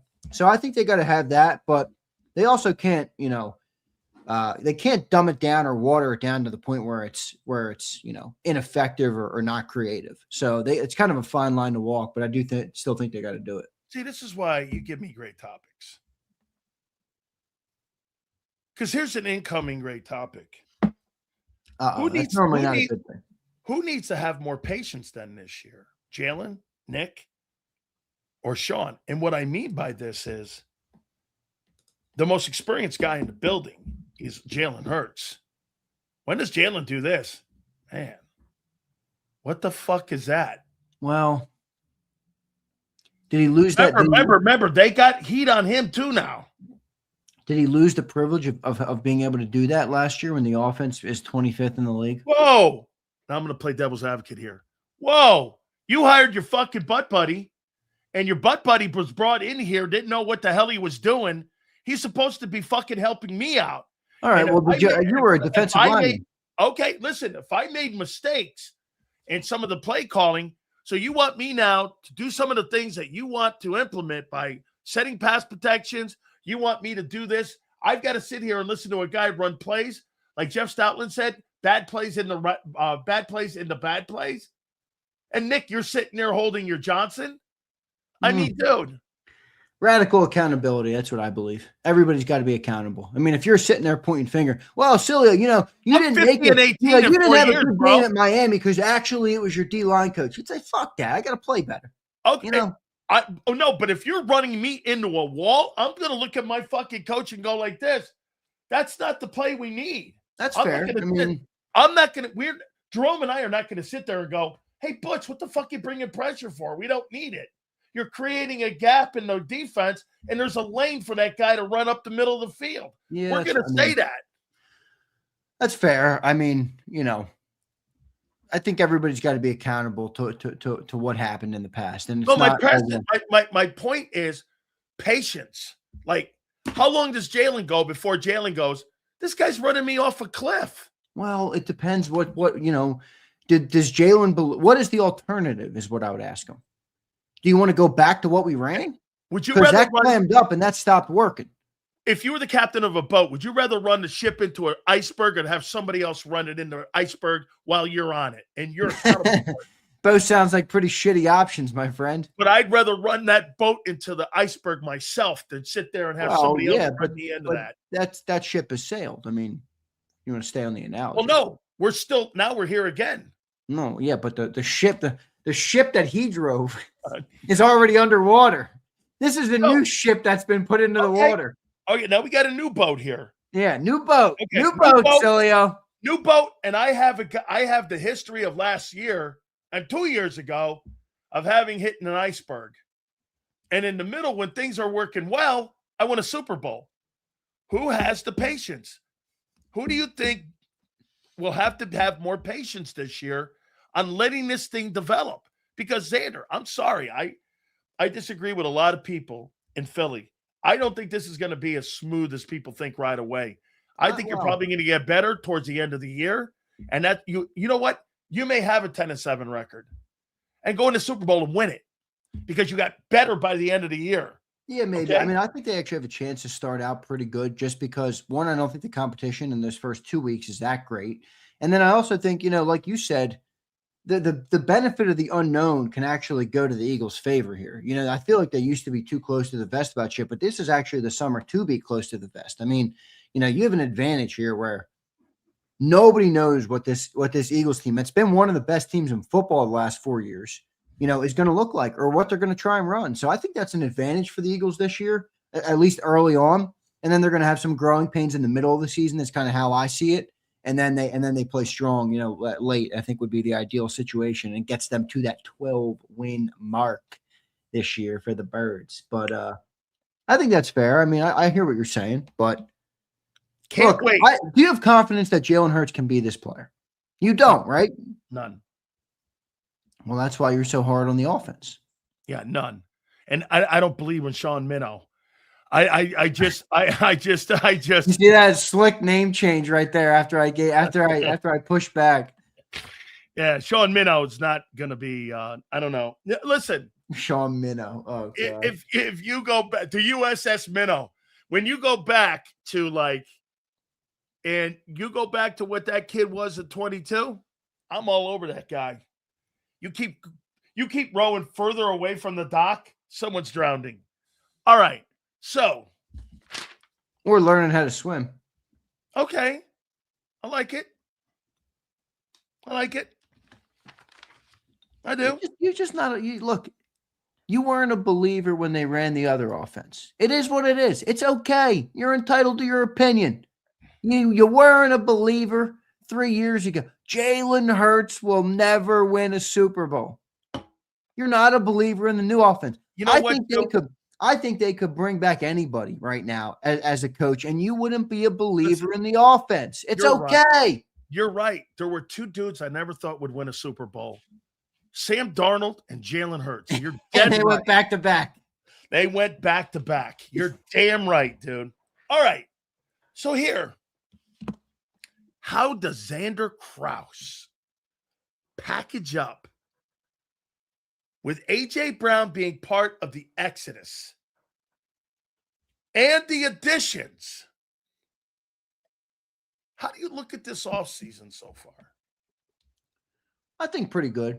I mean, I also think that it's hard when you have this many paid players to make as many moves as others. Like you're a little bit more backed in the corner. Like you can't make as many moves. So I think they got better on defense. Tariq Woolen's better than Adoree Jackson. I think Jonathan Grenard's better player than Jalen Phillips. I think Cooper and Quinion are a third year in. I'm hoping that Jalix and Nolan could take a step forward. I feel good about Jalix. Nolan, I think it's still a little bit of a wait and see, but he looked like he was beefed up a little bit. So I feel better about the defense year 3 with Vic. And then offensively, I think you lost the head of the snake in a way in AJ, but I do think they're more deep. They have a deeper and better depth at that spot, than they've had since they got AJ. So I think they've done pretty good on the offseason. I kind of like the coaching hires. I liked Mannion when they hired him. I mean, that doesn't mean I know what he's going to be, but just from the eye test, I like Mannion. And then, I mean, how much worse can it get? I mean, I know they're losing AJ, but can it get worse? Well, it could be more confusing with less clarity. If you have so much radical change. So here, let me bring this up here for My you. point is that they don't have a lot to lose, with the change. Okay. Well, their benchmark was 11 wins, and that's a bad year for them. That's a pretty damn good. I think they're winning 11 games with the defense alone. I'm not kidding. Okay. So here's Dontavian Wicks. I'm going to look at the additions and then the subtractions. You tell me who you think it's better at. So Dontavian Wicks, not really a starter in Green Bay. He started 7 games last year, 5 the previous, 6 the previous. 30 catches, 332. You gave him $12 to $14 million. Obviously, Sean Mannion likes the guy. He wants it to look kind of like the Green Bay offense. And he's probably going to be brought in also to help the wide receivers like Devontae Smith understand what Mannion's trying to say in schemes and routes. So I think that's probably you understand when you bring a guy like that in, it's by design like this. Look, Zander, they're going to get it. They're going to go to the chalkboard, the wide receiver class, and Mannion's going to get up there and start drawing the offense. And then you're going to see Dontavian Wicks do exactly what he's talking about. And everyone's going to get a sense on the field and on the chalkboard and in the classroom what he's talking about. Player showing you, player design by the coach. It's kind of brilliant. You brought a guy in that knows that system of the Matt LaFleur, Sean McVay. I think the player's okay. I don't have a problem with him. I don't think he's elite. I don't think he's anything. I think he's good. Hollywood Brown, you bring him in. I mean, Hollywood a year ago, not bad, not terrible. Wasn't really a starter a year ago. I think his best years are behind him. However, he's a professional. He knows how to play the position. He's only going to help a room. Now, here's the thing with Jonathan Grenard, as I said earlier. Jonathan Grenard, I'm giving the benefit of the doubt because last year, 3 sacks. Year previous, he had 22 and a half. And he's had a really good career. So I will give him the benefit. But let's not kid ourselves. If Landon Dickerson's coming off a bad season or an injured season, so is Jonathan Grenard. So that goes in context too. Do I think he's a good player? I do. Do I think he's going to help the team? I do. I do think he's coming off a year where, was it contract? Was it injury? Was he didn't want to be there anymore? All of that plays into the business of football. So to me, when people say, well, Grenard's going to automatically be better than Phillips. Well, let's take a look at that. He didn't really have a good year last year. I mean, neither did Phillips, though, statistically. Well, I think Phillips improved your defense last year. I think Grenard improves the defense. Okay, well, we'll find out because he didn't do the Vikings defense a year ago. Well, I mean, you're going off of statistics. I'm going off of player production, yeah. Yeah, well, look at Jalen Phillips' player production. Well, he had 8.5 sacks. No, he didn't. What do you have, 7? He had 2 sacks in 10 weeks in Philly. How many did he? I think for the year he had 7.5. All right, well, 5 of them came in Miami. I mean, I'm talking about the Eagles. So you're trying to tell me you don't think Jonathan – oh, wait. I'm not saying you say that. Jonathan Phillip improved the Eagle defense when he got here, did he not? Yes, he did. Okay. He had 5 total sacks last year, 3 in Miami and 2 in Philly. Okay. All right. I'm saying one guy got $25 million for 3, and the other guy got $30 for 5. I wish I played in today's NFL. I got to tell you. I mean, now that I understand. Okay. So Rick Woolen, you know what? When you look at Rick Woolen's career, rookie year he led the NFL in interceptions. Did you know that? Yeah, he was an interception. I think he had like 6 or 7 that year. 6. Yeah, and get this.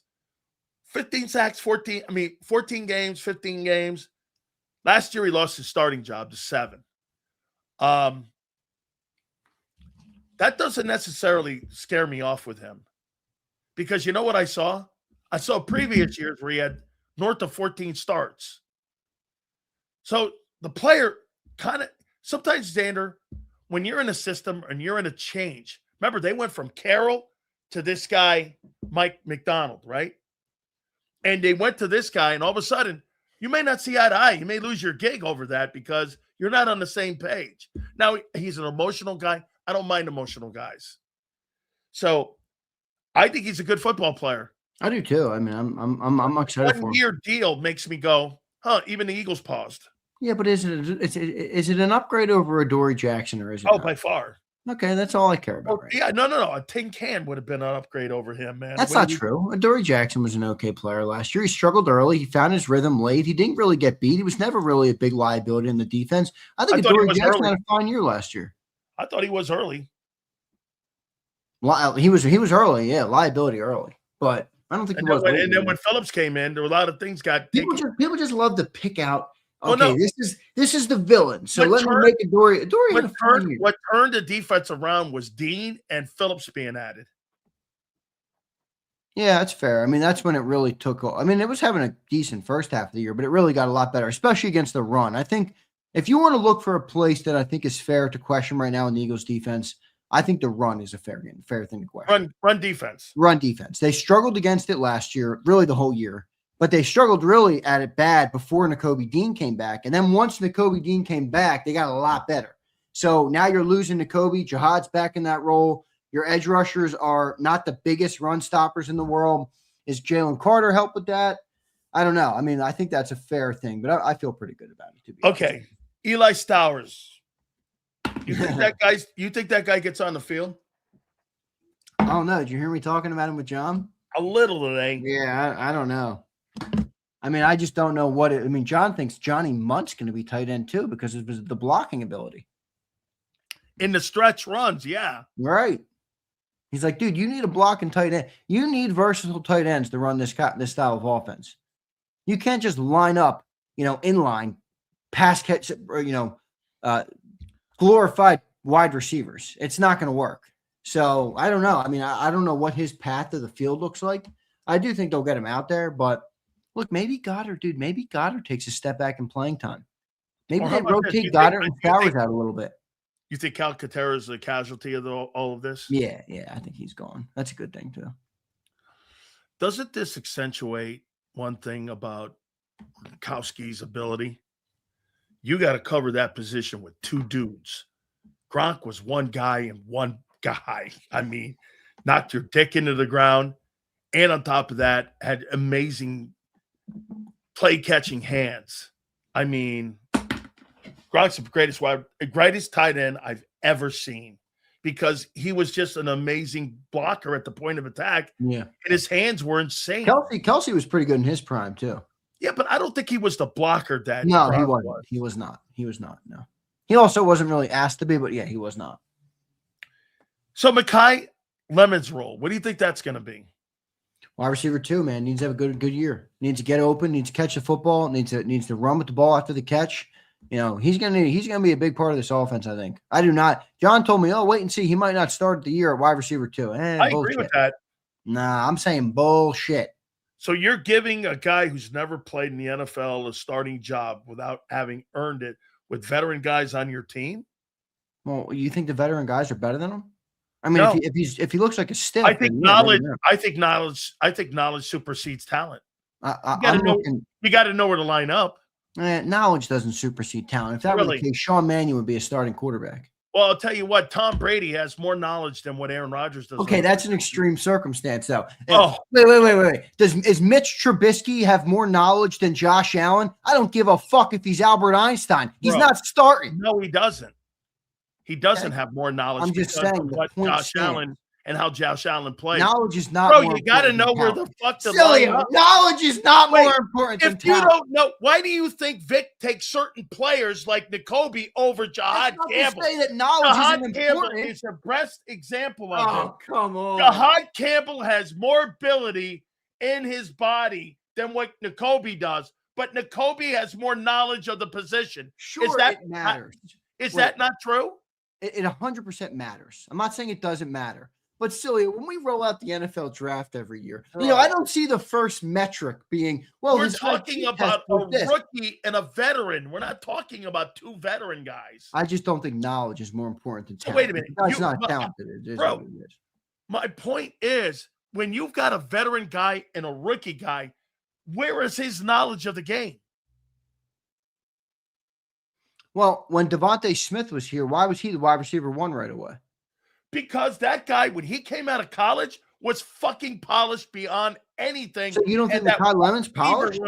That wide receiver room in Alabama, look at the wide receivers that have been produced out of Alabama that have gone on to start their first seasons. Well, I think Makai's more polished than you. That's where we differ. So you think he's more skilled than you think he's skilled like Devontae? Well, I'm not saying like that, but I think his skill is good enough for him to be out there.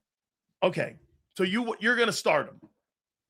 I'm starting him. Yeah, we spent a first-round pick on him. We traded up to get him. Okay. We got rid of A.J. Brown. Let's go. Makai Lemon, there's the fire pit. I'm throwing you into the deep end of the pool or the fire pit. Let's fucking go, baby. All right? Okay. All right. I mean, Sileo's trying to vouch for Dontavian Wicks to be out there. I'm not. Well, if he knows how to. So do you think Dontavian Wicks has a better grasp of what Sean Mannion wants to do or Makai Lemon? This is John's take, so it's not a crazy take. Yeah, John thinks Wicks will be out there because he knows the offense. Okay, so here's your additions. I like when I disagree with both John and Sills.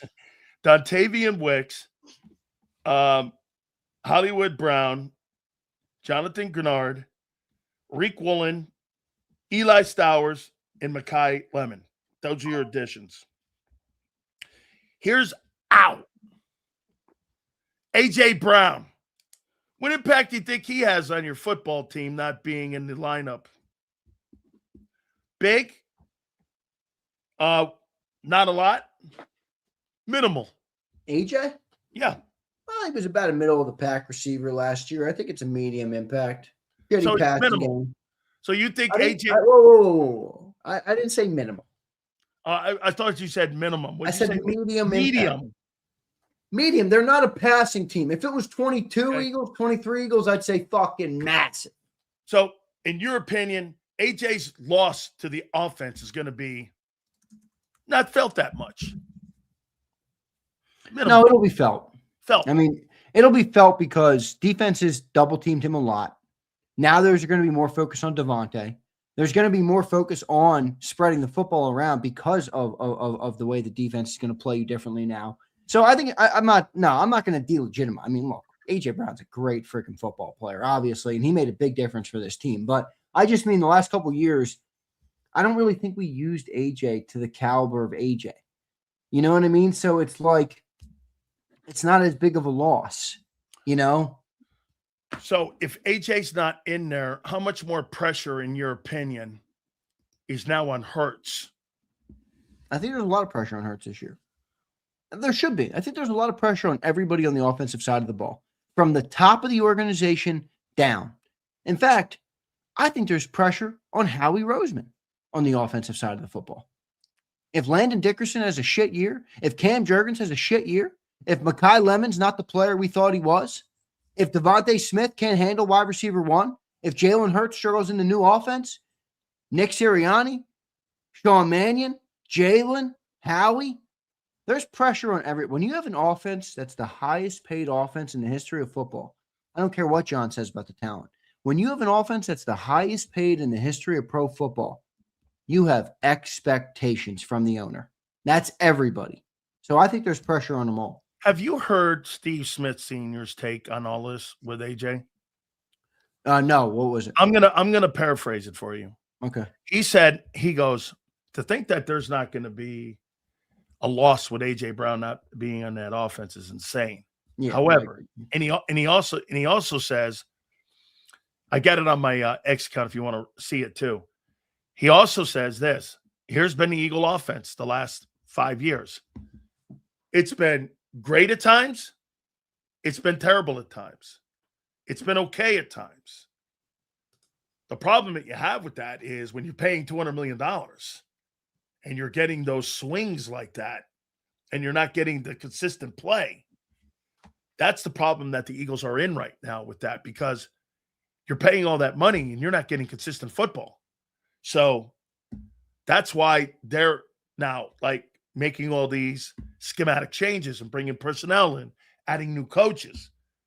And so that guy made a complete impact when you brought him in here.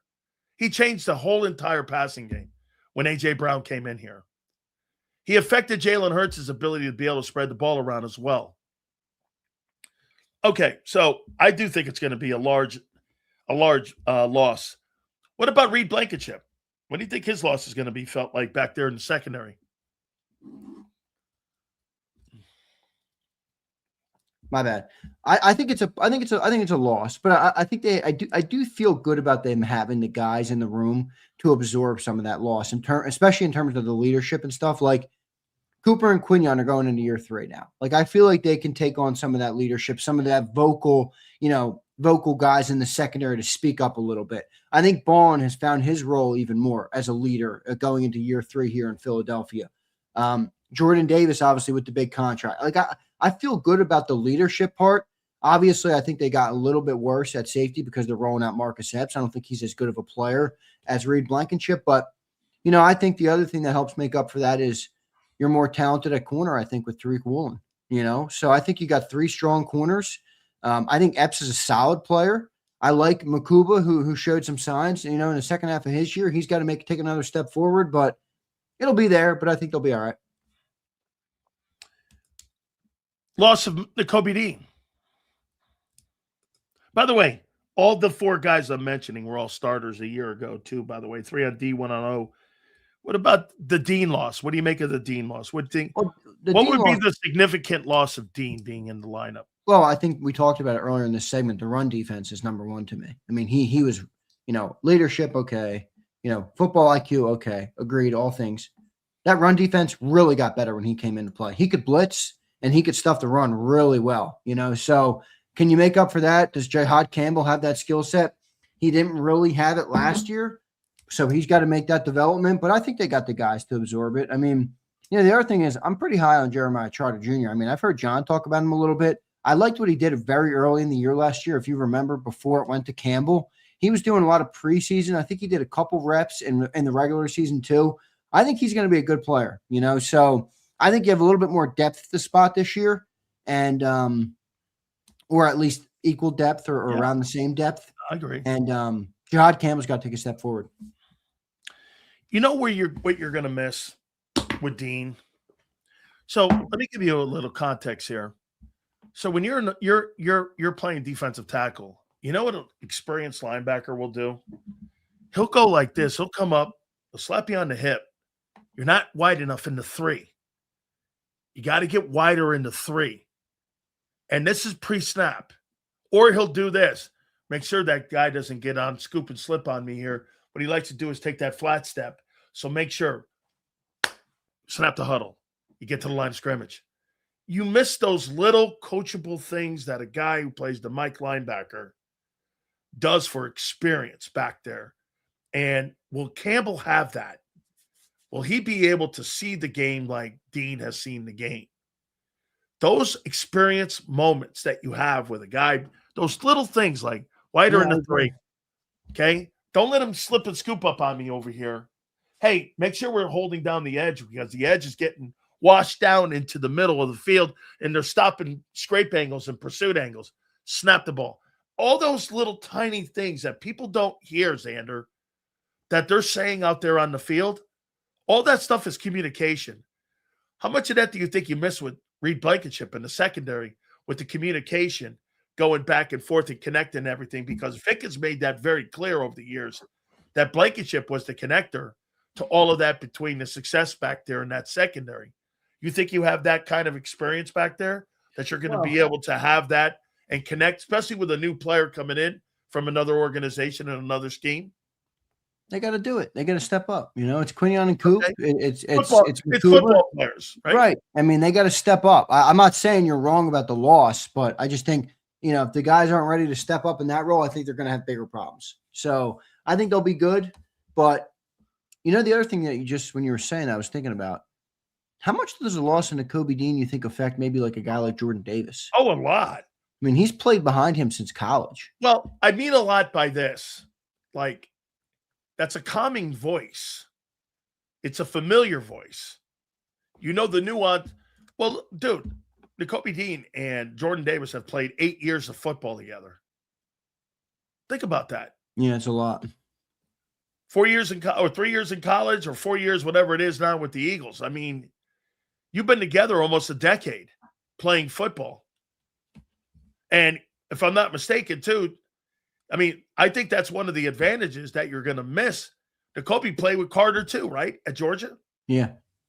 Well, dude, those guys all know one another. They were the triangle at Georgia. So, I mean, yeah, I think you missed that a little bit. A calming voice in the building.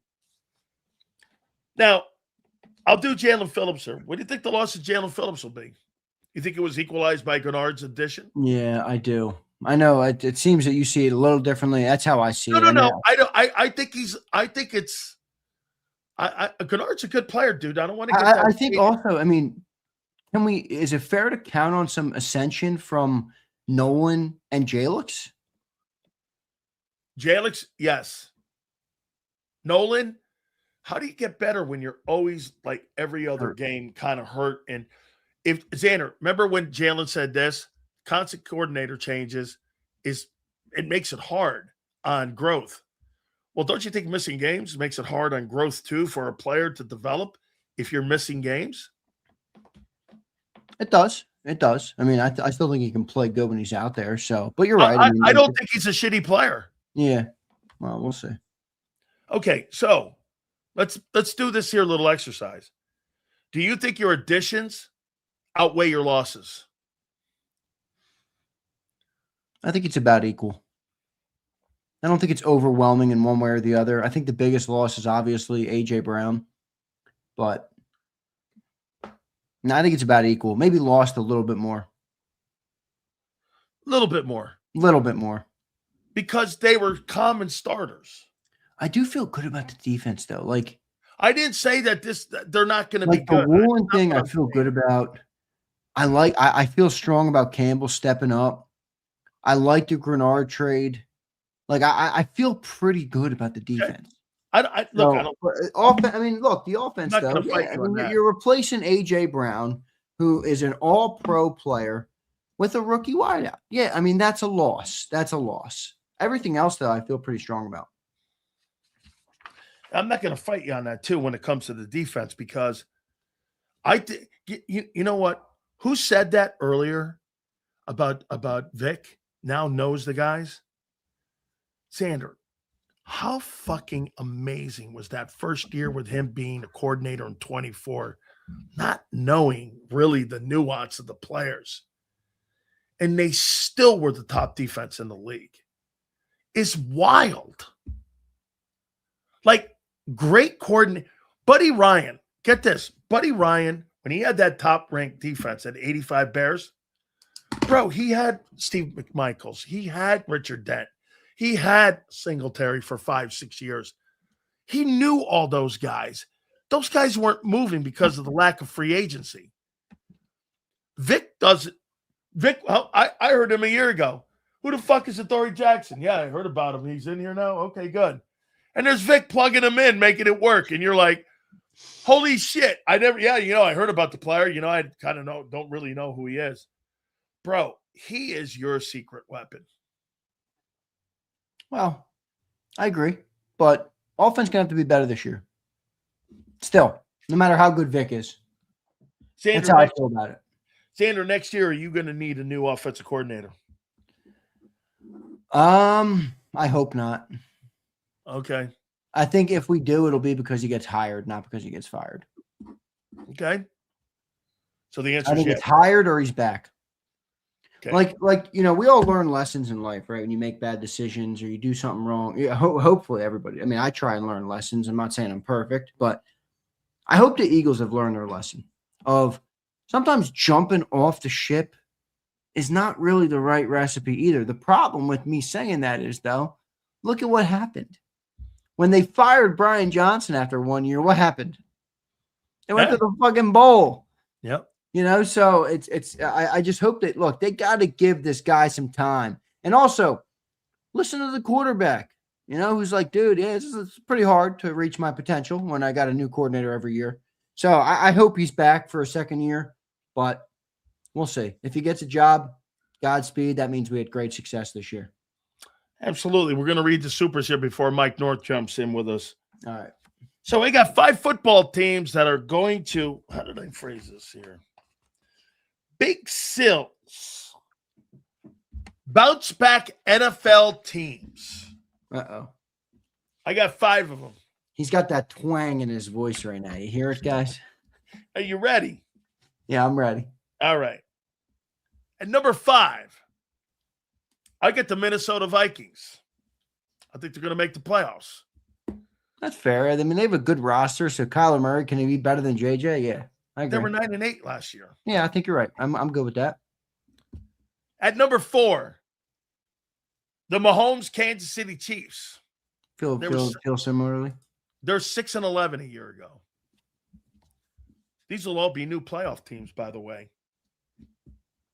Number 3, the Joe Burrow Cincinnati Bengals. They were 6-11. Added Dexter Lawrence, healthy Burrow. You love Joe Burrow, which is fine. I mean, I just don't think. I think that team sucks.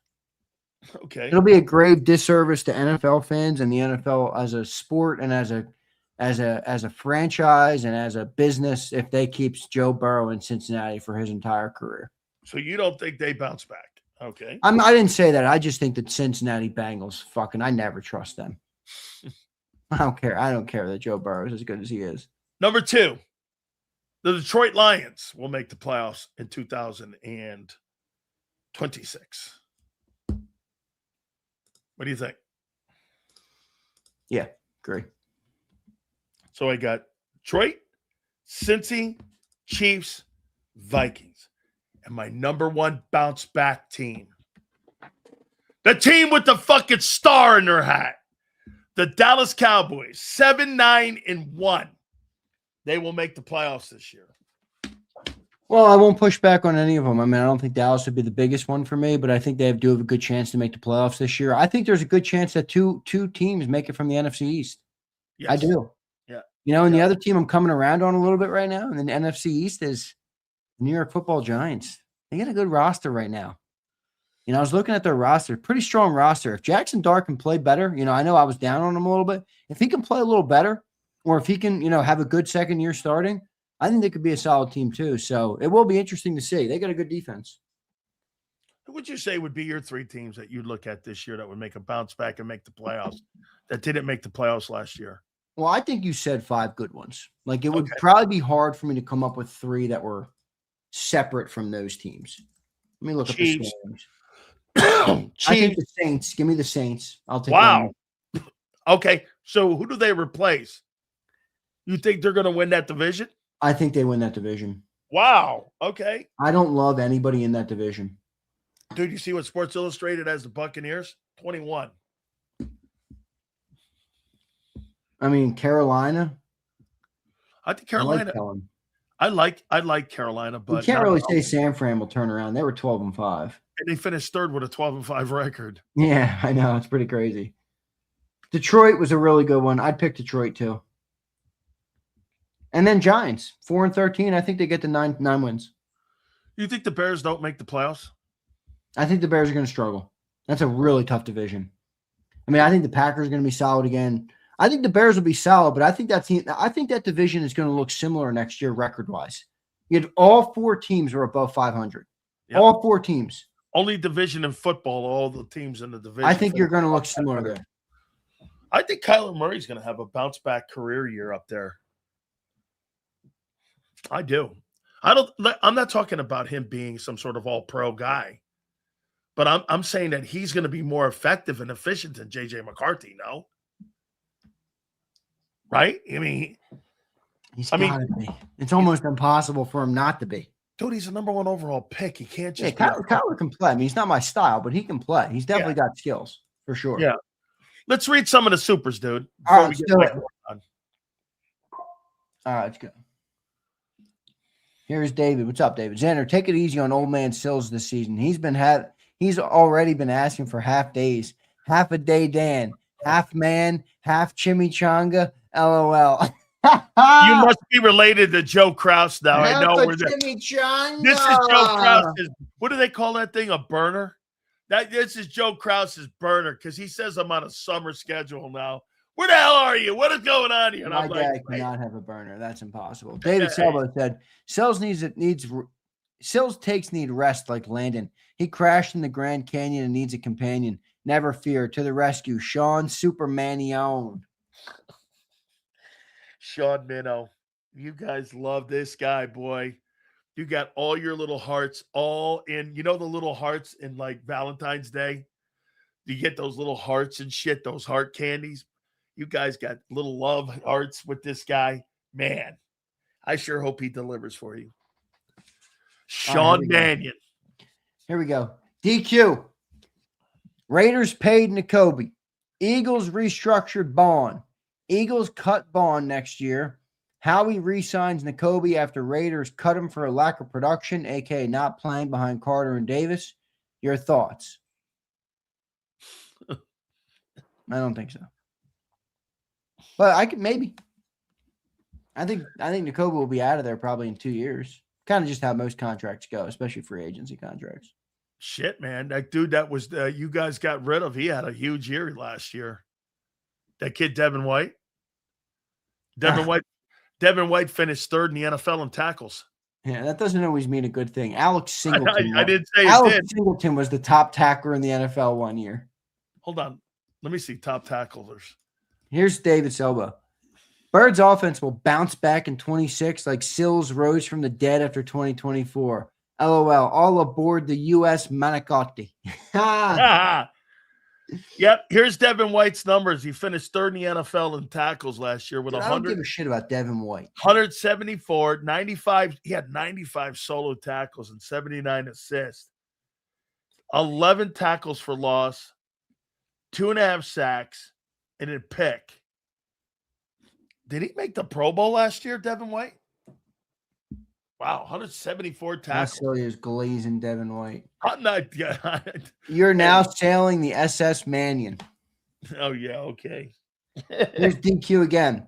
Zander, going forward, if Sills mentions Jimmy Johnson and Michael Irvin, there should be a banner on screen that reads, "This segment brought to you by Hurricane Knee Pads."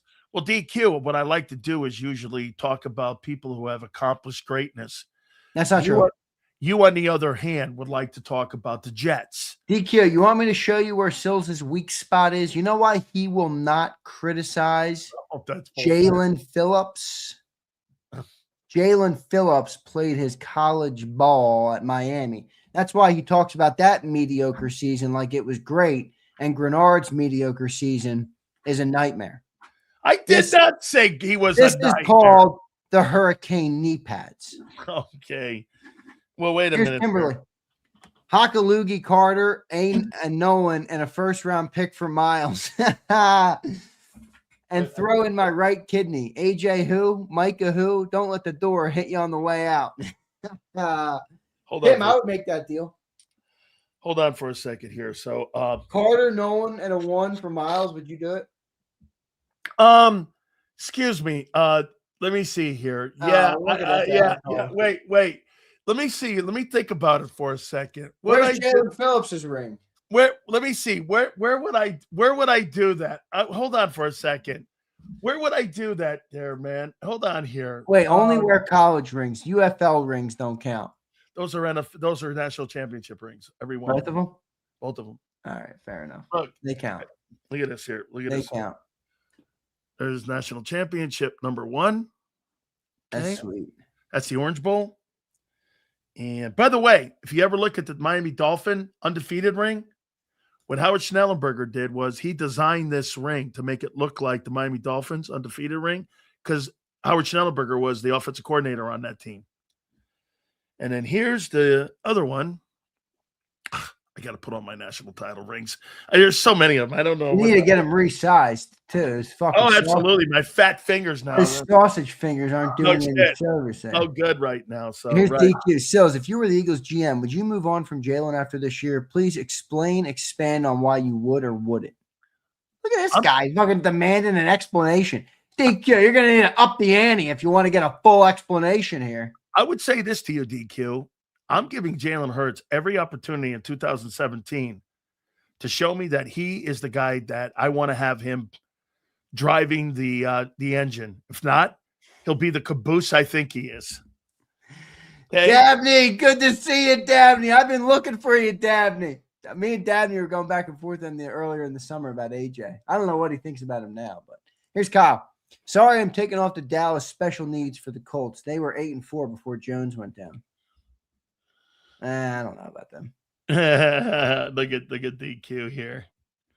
LOL, respect, Sills. Dropping hammers with the rings. Well done. I love it. I got one more here for you too. Look at Prince. Prince must have smoked 3 backwoods filled with an eighth of pot. Right before tuning into the show today. Guy can barely breathe over there. This one here, you know what this one is? What's that? That's cool. This is my NFL alumni ring. Wow, that's dope. That's tight. It's the NFL alumni. My NFL alumni. Yep. Actually, you know who I got that ring from? Now that I think about it, I got that ring from Keith Van Horn when he was head of the NFL Players Association back in the day. So, Z, before we get Mike North on, you think these Bears take a step back? I do. The Bears? Yeah. Tough division. Tough schedule. I think they're still going to be a winning team. I think they'll be above 500. I mean, the question for me with them is what do the Vikings, the Lions, and the Packers look like? If I had to predict that team right now, I'd probably put Lions at the top, Bears second, Packers third, Vikings fourth. Okay. By the way, real quick before, hey, don't tell anybody here. So me and Mike kind of had a little back and forth on the X count this last week. Yeah. Because I brought up that. If you follow Sills long enough, it's bound to happen. I brought that Kaepernick guy up, and boy, I'll tell you what, flag waving Mike North, and I am too, by the way. That pissed his ass off. That guy, you want to know with what? Hey, Zander, you want to know one of the things to twist Mike up with? Bring up Kaepernick's name. That'll twist him off. Hey, Big Z, you have a great weekend. And by the way, dude, AJ Brown, the talk will be Monday. That's the first. Good. 4:00. I'm ready for it. I think he's gone Wednesday. You think he's gone Thursday? I'm taking Thursday. You got it, bro. As long as it's before the week of June 20, I'm good. Hey, try to keep yourself under the bullets this weekend. I appreciate you and love you. Yeah, I will. Thank you, dude. Later. Yeah, that's my guy right there. Absolutely. I'll get to you, David, here in a minute. Yeah. So me and Mike are going to have a good conversation about this whole thing with Jackson Dart because I think you have an opportunity in America to be an asshole. Whether you're Kaepernick or whether you're Jackson Dart, whoever you think is the asshole, that's up to you, not me. Okay? And you have that right. Guys like Dan Libetard, his name isn't Lebitard, it's Libetard, is the guy that thinks that, hey, my way is the right way and your way is wrong, and that guy's got to be punished. Those are the jackasses in the world. But before we do that, I do have to ask him. Come Monday, it's the end of A.J. Brown in Philadelphia. You think he is a cancer in a locker room? And do you believe he'll help an NFL team this coming season? Let's bring in our friend Mike, legendary Chicago North, joins us now here on the program. How you doing, brother? Hair looks great, by the way. I feel great today. I feel really good, Danny. Good to talk to you. And, yeah, A lot of fun. You got the Bears. Are they moving here? Are they moving there? That's still nonsense is going on. The NBA playoffs. You're talking the NHL playoffs, which has been better than the NBA. Yeah. The Cubs finally won some games, so a couple games, so we're happy about that. The White Sox are surprised. We're still talking about A.J. Brown into the offseason. But don't worry, he's not a distraction. They want to go back to Super Bowl. But what about A.J. Brown? All year long. That's my point. Move on from him. Get yourself in there. I heard a nice compliment of Hurts. I'm trying to remember who exactly said it. It was on X the other day, saying that he'll be back in the playoffs. They were 11-5 last year. He can do this and do that, but you still got to get the A.J. Brown thing settled. But other than that, everything's great, big boy. How you doing there? I mean, no, listen, I would you, Mike. One last thing here on this: would you move him as quick as you can, or would you wait to try to? I wouldn't wait. Deal right away. You're getting stuff leaking out now. Here we go again. Yeah. A.J. Brown Monday. A.J. Brown this. A.J. Brown that. Like the other 52 guys don't even exist. Yeah. I think they're, and like I said last year, they talk about the locker room with Jackson Dart. They act like great players are loved in every locker room. No. They act like, are you kidding me? I can point players out that half the team hated them.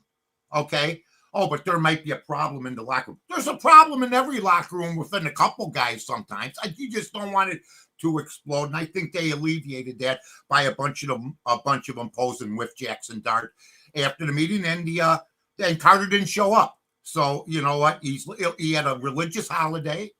You know what? The bottom line is you should be able to. I mean, President Bush invited me to a union league seminar for rags to riches stories. And I know some people didn't like me going here in Chicago to this thing that I was invited to by President Bush. I went. And if Obama asked me to make an introduction for him, I would do it. Anybody. It's the President of the United States. I went to fight for my country, and it would be a great honor to go to the White House and be able to say, yeah, I want to go, instead of these spoiled children who can't handle meeting the President of the United States. Here, Mike, here was my take on it. First and foremost, when it came with Abdul Carter and that bullshit he was saying, hey, dude, show up to meetings on time and don't miss practice before you start barking on who you are. And Jackson Dart, you got to show a little equity in who you. If you're going to have a platform stand like that, you can't be in the blue tent. You got to be somebody in the world. However, Mike, my position was that guy has every right to go there and introduce the President of the United States, whoever that is. And I got asked the question, would I introduce, like you just said, same thing, Mike.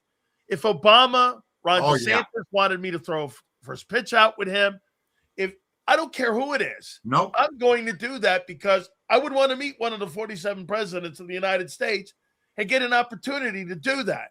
Yep. I mean, I don't have a problem with that.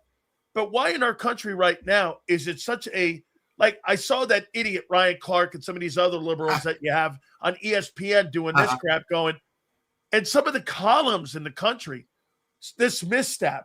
How is that a misstep when you just, when again, you have a right to be wrong and a right to be right. I don't get where we've gone from and how we land on that now. The bottom line is if Jackson Dart decides to do that, it should be no problem for anybody. I mean, for a teammate who couldn't even make it to some of the games in one piece to challenge his quarterback, I think, like I said, in every locker room, there are guys that hate other guys or don't like other guys. There's phonies in locker rooms. It's just like you get 52, 53 guys in a locker room. He'll be the first to tell you. And I've been in locker rooms. There's phonies. There's real guys. There's posers. There's everybody. But for those 2 hours, they come together. Yeah, there might be a guy that's been married twice. I mean, Roger Staubach was the best. He was a religious guy, and he was a Navy man. And, you know. And he played with Hollywood Henderson. Yeah. That's right. I mean, he played with Henderson. That's and Henderson right. is one of his favorite teammates. That's and he right. says that. And that's because They don't care about that peripheral stuff back in the day. And here's another thing. It's really quieted down. That's quiet kept. That Brunson and Karl Anthony Towns, now we're finding out it was their idea for Trump to come to the Knick game. And my deal is this. That takes the hammer out of everybody's hands. Because there's no problem in the New York Knicks locker room. Because it's the best team maybe since 72. And don't think athletes don't talk. And don't think it was just those two ideas. Don't think that they didn't walk around and ask their teammates and say to their teammates, hey, the governor of the state thinks we won it in 93, that they won the championship in 93. Trump knows when we won it because he's gone to our games. And wouldn't it be cool for the first time sitting president of the United States, first time ever, I didn't know that he goes to an NBA title game. I never knew. Brunson and Cat have been backing that. So knock it off, everybody, because the New York Knicks and James Dolan are good with it. Yeah, it's the first time. I don't know how people have tied that in all of a sudden where, like, you're supporting this or you're supporting that. I don't look at it like that. Mike, when I went to the White House, and they honored you're lucky. I want to go. Okay, listen. And I never looked at it like, well, it was Reagan or it was Clinton. I never looked at it like that.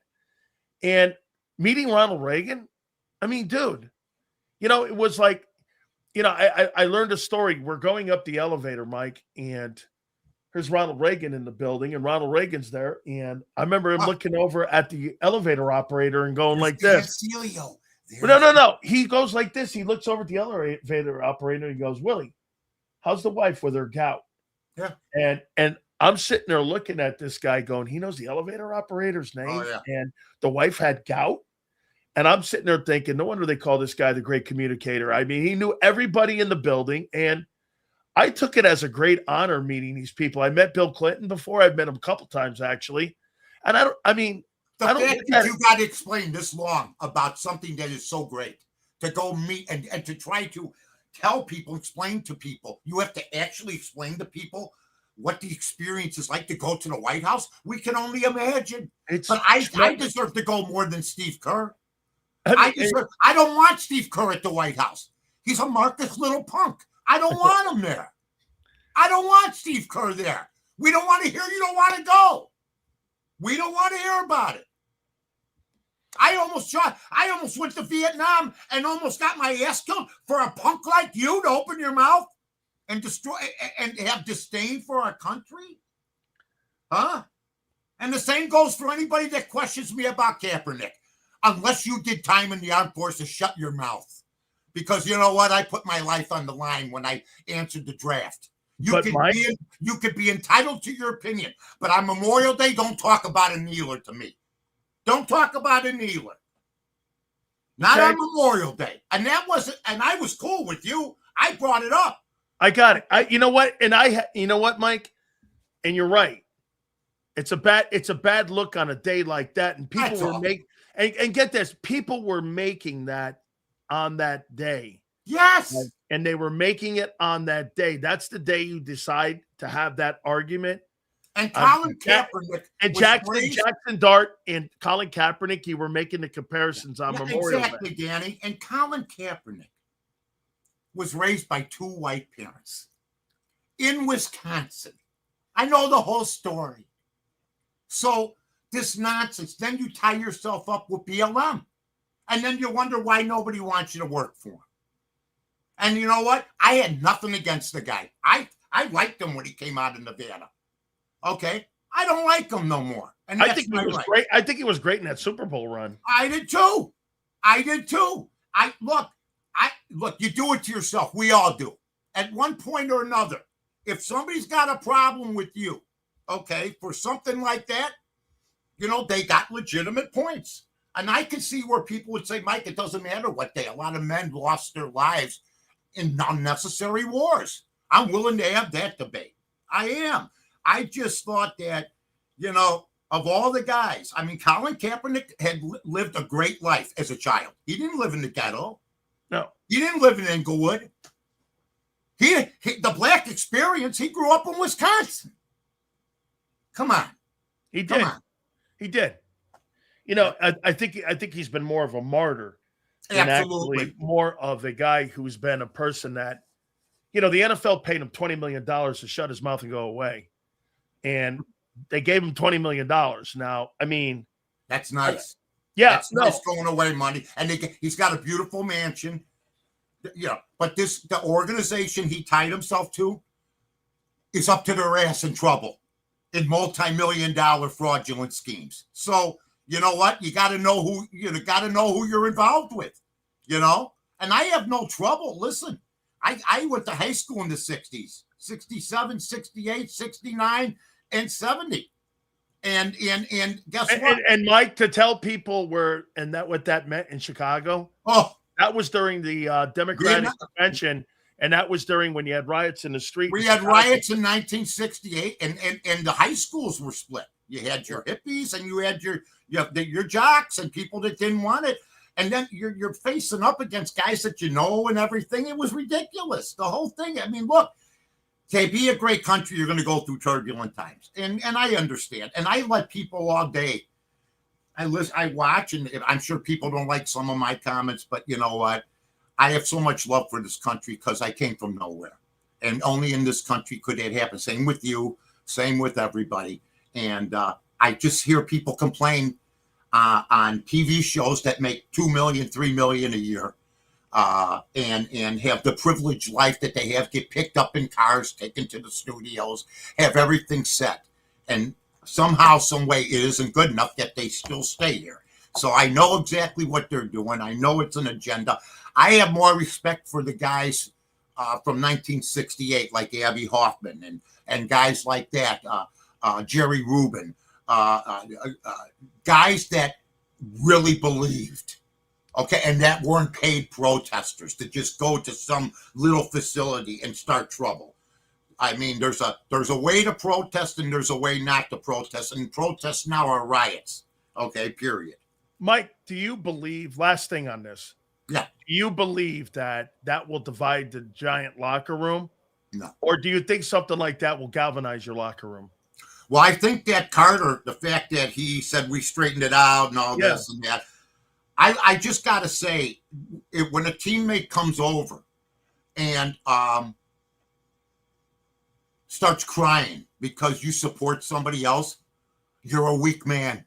You're a weak man. And a New York Giant went over there, one of the black players, and started crying. You're a weak man. You were raised probably in a single family. A lot of father figures gone. I told Dan this himself. Men cry more than women now. And that's a problem. You're going to cry over somebody making an announcement for the president, and then you're going to run out in the field with them? Okay? Get a backbone. Get a backbone. You're in the National Football League. You're a privileged human being. In our locker rooms in the Miami Hurricanes with Jerome and all those guys, I'll tell you what I learned, Mike. We had Jews, we had Catholics, we had Baptists, Muslims, everything in that locker room. And you know what? We all had conversations about all of our likes, all of our dislikes.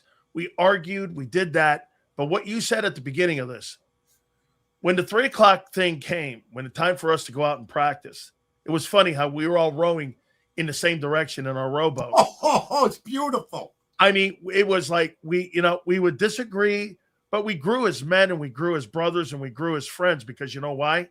We had dialogue with one another. Absolutely. And we learned from each other on, where I came from, where you came from, where you going, where you want to go.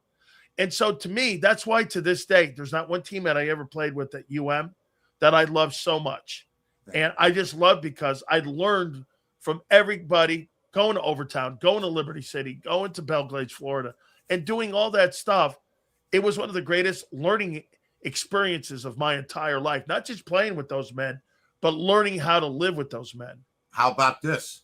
I'm drafted. I go to Fort Polk, Louisiana. One day I was riding my bike. The next day I'm in Louisiana. Okay, 3 months later. I'm just being facetious there. 3 months later.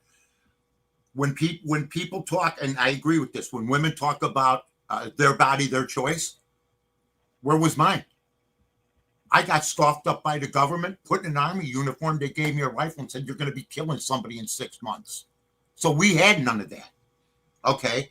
And that irritates me when I hear other people saying my body, my choice, when 57,000 guys went to Vietnam and most of them were draftees. They had no choice. So when we got in those barracks, there was 52 of us, 60 of us. Mississippi, Louisiana, the same thing as the Miami Hurricanes with Dan. Every state in the unit, many Chicago guys. We formed a good platoon. We were a good company. Blacks, whites, none of this, hey man, none of this cliquish BS because our life depended on it. So it's the same thing. And so that's why a lot of people who are keyboard warriors, and I wasn't, and neither were you. No. I always tell people, somebody said to me, oh, you think you're smart on Twitter. I go, kid, I was bigger before Twitter. Okay. I was big before Twitter. So before Twitter, there was me and there wasn't you. So sometimes you got to get a little brisk, but I accept everybody. There's so many times. How many times you bite your lip on Twitter when you see some stuff where you could type something? Oh my God, I see some of the biggest nonsense in my life. And I just bite my lip and I let them have their way because that's the way it's supposed to be. But somehow, some way, the losers are always telling the winners what they did wrong. You know what I like, Mike? I've learned one thing now about social media. The less I respond to them, the more it pisses them off. So I don't respond to them anymore. I just like to tweet one thing. Now I don't. Now I make them matter. Tweet one thing to you a week to set up the show. Plus, I know it fucking probably you wanted to strangle me when I said it, but that's no, I didn't. No, Mike. That's never because you know why? If my relationship is going to be formed with you off that's of that, right. You and me will never be friends. Oh, that's why it's not a planned relationship. It just happens. That's correct. That's and right. I don't strategically form my relationship. I might be here in 2030 with you. Who knows?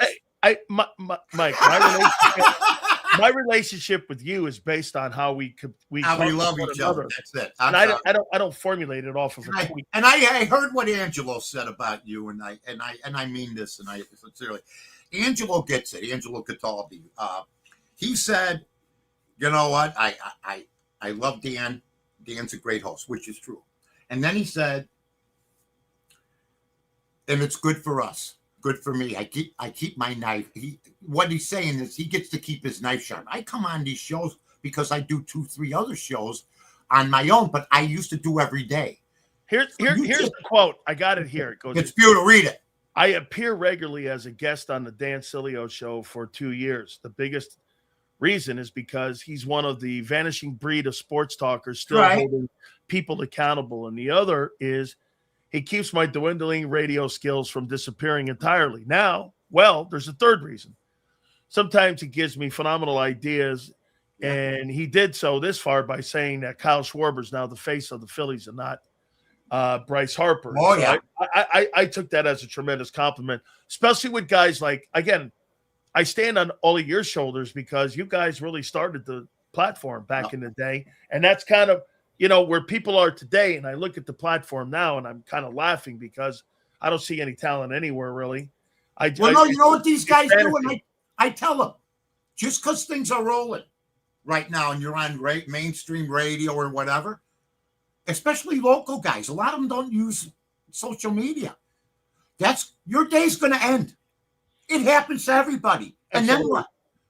The X platform has taken many who at one time were, whatever word you want to use, not available anymore, on vacation, basically piss somebody off, whatever. They used to say, well, let's nobody hire them. Well, that's over with. That's why podcasting became better because you got less. Some of your best talent is podcast talent. Yes, it is now. And that's the way it is. And now there's nobody that is silenced in the business. Mike, if Jalen Brunson wins the NBA championship, will he go down as the greatest Knickerbocker of all time? Well, you'll have your arguments from the 72 guys. Well, here. Now listen. On that team, you had Monroe, you had Bradley, you had DeBusschere, and you had Frazier, and you had Holtzman. And Dick Barnett. Yeah. Okay, and Dick Barnett. Yeah. On this team, I'm sorry, I don't see any Hall of Famers on that team with Jalen Brunson. You can maybe make the comment that, Karl Anthony Towns is a really good player, but I don't see him ever being in Springfield. So for me, I mean, if he delivers an NBA championship, won't he be, if not more so, how about this? Maybe not talent-wise better than Frazier, but wouldn't he be more revered in delivering a championship? I would say that, but I think the 93 Knicks with Ewing would beat this team. That's the 7. The teams that played Jordan, they would beat this team. Brunson's great. I coached against him in high school. He scored 40 against us twice, and we were a defensive team. We double-teamed him. We did everything. The kid's phenomenal. There's no doubt about it. He's in the top 3. But Patrick Ewing, if it wasn't for Jordan, would have won a couple rings. And that 93 team with Mason and Starks and Ewing, they were as toughest bunch as I've ever seen, with Pat Riley as their coach. Was Oakley on that team? Yeah. Okay. Yeah. So they had some players on that team, but you had Patrick Ewing, who no man's ever sweat more. Nobody's ever busted his ass more. I never saw him give less than 100%. And he's he's my favorite road player during that era. And to your point. Yeah. After Jordan left, Olajuwon won 2. That's right. So in your opinion, Olajuwon probably would go down the lane of Ewing not having won, because the Bulls probably win 8 straight instead of 6. There's no doubt about it. And 3-time dynasties, but that 2-year gap in the middle, you think the Bulls would have won those 2 years? Oh my God, yes. Jordan coming back. Jordan. It's not Phil. It was Jordan. I heard somebody say, well, they had Pippen and Rodman. Those were the last 3. He didn't have Pippen. I mean, he didn't have Rodman for the first 3. He had Horace Grant. Yeah. Jordan didn't care who was on his team. He never said, I'm going somewhere else because I don't have the right players. I'll play with Luke Longley. I'll play with Bill Wennington. I'll play with Will Perdue at center. Where other guys today and other days were going, no, I got to get to this team. I got to get to that team. Never once complained. Waited 7 years for a title. And then said, that's the end of this. Their other kids got well-rounded, and Pippen came and Rodman came. To me, the Bulls, the Celtics, the Knicks, and the Pistons of the 80s would beat both these teams' asses. Now, the rules are a different thing. You brush against the guy. He falls down now. You're like this, and he runs into you, and he falls down, and they're giving SGA the call. I mean, back then, it was so rough and so tough that these guys couldn't even play that game. Our guys could play this game. Nobody's going to tell me Michael Jordan couldn't play in today's game. Or Rodman. Nobody's going to tell me they couldn't play in today's game. They would play and excel. Period. End of story. The only guys that couldn't play in today's game that were on those Bulls teams were, what's his name? Cartwright, those slow centers, because they run the floor. They run the floor different today than they do back. Well, I hear that. I hear that all they do is run with the faster pace. They never watch the Showtime Lakers. Oh, yeah, no. I'm sorry. They must have missed Michael Johnson on Kareem the labored up the floor. Kareem labored up the floor a little bit sometimes. Yeah, but you could leave him if you had Worthy and Cooper. That's right. He didn't run with magic. If there was a half court set, he comes down. You know what I mean? Mike, do you think that 86 Celtics team would have beat that 98 Bulls team? I think the 86, and I'm a Chicago Bull now. Back then, I went to. Because I think that Celtics team is one of the greatest teams. The 1986 team, I think, would beat the 72 Bulls team. That's my opinion, because both teams have 3 Hall of Famers: Rodman, Pippen, and Jordan. The problem is Rodman and Pippen were not scorers, and McHale and Bird and the Chief were. Parrish. So there's where the advantages. Dennis Johnson at the point and with Danny Ainge. Yeah. And Danny Ainge for the toughness. And I will say, I went to the game. There was a game. Jordan scored 63 against them in double overtime. That's right. It was 1-on-5. it wasn't the rest of the guys. With the, And remember that Bulls team was swept that year. yeah. Well, there was a 3-game set. It was, I think, Okay. yeah. So he scored 63, and Larry Bird after the game was flabbergasted about how great he was. He said it. So yeah, he said, he goes, 2 guys he's always said he can't believe how great they were, Michael Jordan and Magic. He has given them their due. Nobody else, but I think the 4 80s teams of the Knicks, the Pistons, the Bulls, and the Lakers beat both these teams. I mean, what is Chet Holmgren? They got Chet Holmgren, and SGA's a string bean. Back then, they were all monsters. So it's a different game, but it's the same game. You still got to put the ball in the hoop. You think LeBron could have played in that Jordan era? Oh yeah. Yeah. But he would have had to toughen up mentally. The flopping wouldn't have been tolerated. That nonsense that never happened when we in the 80s. See, you played more half court back then. This is what I would have said to that, though. I wonder how mentally tough he would have been that he would have had to stay in Cleveland with those shitty teams. Right. And that, I mean, Good could he point. have handled what? Because I look at him and say, would he have been a Dominique Wilkins? If you had to stay in that shitty Cleveland team and you couldn't really bring players in and you didn't have the mobility. I'm with you 100%. How about this? You move Dominique Wilkins, you put Wilkins on that Bulls team. What do you think that Bulls team looks like? Yeah. With Nick on that team, if you moved him around, right? If Dominique Wilkins could have played for the Knicks, they probably might beat the Bulls. And they would have won an NBA championship if you put That's him right. So that's a great point. People forget that. Just like people forget that, you couldn't go free agent back then. Just like I hear this nonsense about the Cubs, they have all these. They've had 32 pitchers on the disabled list in 2.5 years. Now, somebody's doing something wrong. They have the best of everything, just like the NBA does. When the Chicago Cubs played, their clubhouse was in the left field stands, and they drank beer after a game and smoked cigarettes. In 1969, Banks played 155 games. Santo, 160 games. Billy Williams, every game. Don Kessinger, 155 games. These guys can't make it through a week, and they got nutritionists. They got massage therapists. They got counselors. I mean, so everything to me, because I've seen it all, has been softer now than it was. And I'm not an old man. I'm just saying what I see. I think things were tougher in the 80s and 90s in sports, and in every sport than they are now.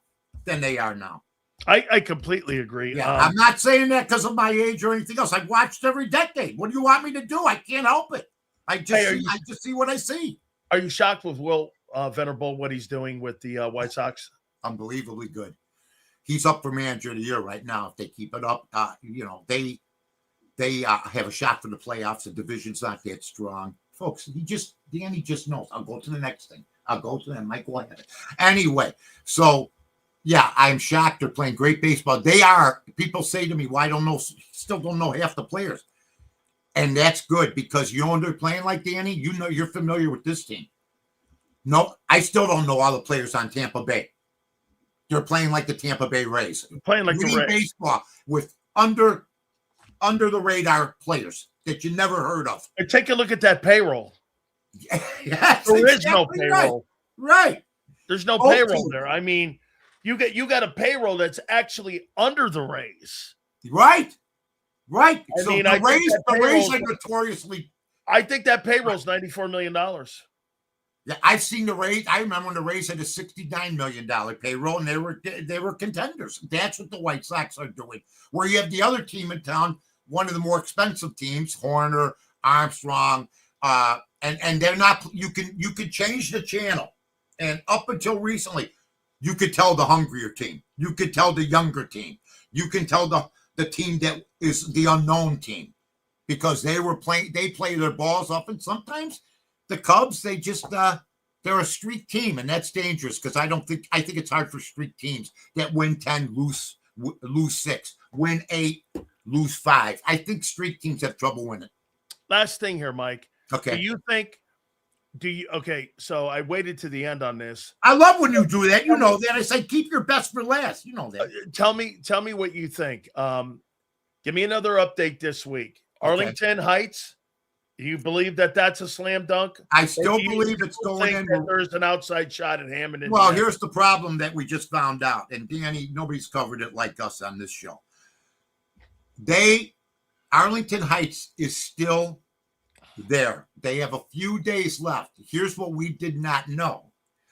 The Bears are the city of Chicago is trying to block the Bears from moving to Arlington because Arlington is 30 miles away from the city. Hammond is like 20 minutes on a Tuesday morning at 8. Okay. I just drove to 95th Street the other day from my home. Okay. Good luck if they go to Hammond for Bear season ticket holders driving from the north. But I will tell you, the city of Chicago is trying to throw a wrench in because they want the money from the Hammond Stadium, the people going back downtown and not staying in Hammond because Hammond's not that far from Chicago. Well, how would the city get money from Chicago? The people go down and party after the games. There's nowhere to party in Hammond. Yeah. You got to drive through Chicago after the game. Okay? So people, like for the Super Bowl, they're going to stay in Chicago. They're not – all the hotels are in Chicago. What do you, Mike, hook me up here. Give me a landmark here. Is that off the Dan Ryan where you get near Hammond? Yeah, off the Dan Ryan. It's off the Dan Ryan where you get down there, right? Right. So in other words, it's going to be like Santa Clara. Okay. If you have a Super Bowl or a Final Four or in Hammond, every hotel in Chicago is going to be filled because Hammond doesn't have that kind of infrastructure. So that's what they're trying to do. It's not going to work. I still think they're going to Arlington. I just don't think the Bears can pull the trigger on a team in Indiana. I will never wear anything that says Chicago Bears on it if they move to Indiana. And I've been a fan since 1961. They're leaving us if they leave. And by the way, if you read my Twitter at North to North, great stuff. And Mark Silverman of ESPN 1000 says it right. It will be both sides' fault. But I think they're still going to Arlington. I've been holding out for a long time. And you and I thought there was going to be an answer a month ago. And they don't even have a traffic survey done, the Bears. So it's both sides that are being incompetent right now. Mike. It's a nightmare. I know. Mike, you can't lose the Bears. No kidding. You know what I would do if they lose the freaking Bears? I'm going to blame that governor. But see, I'll blame the governor and the mayor of that city. And I'll blame the McCaskey family, who's had us sit and crack for 50 years in bad stadiums, 105 years in two. And all of a sudden, just like in LA, when we didn't need an LA team for 30 years, all of a sudden they did it in 2 years. And now Stan Kroenke's asking for $400 million after for infrastructure. No, you want some of your investment back. Okay, so if the Bears move to Hammond, it's a disaster for their franchise. It tarnishes their franchise.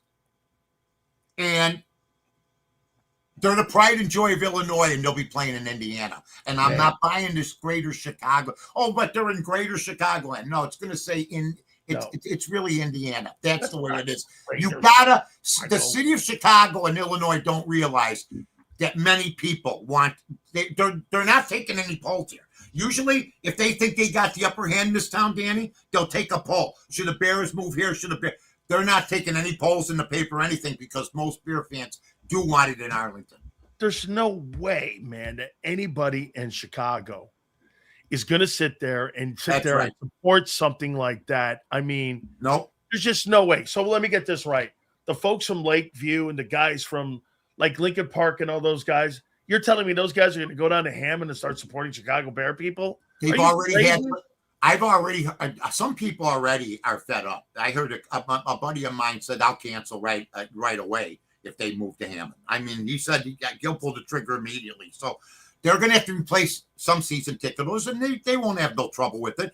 And it will be a novelty for a few years, but I caution people. A guy like Dan, who did sports in Detroit back in the day, was like Danny saying, there's no way they're moving to Pontiac from Detroit. None.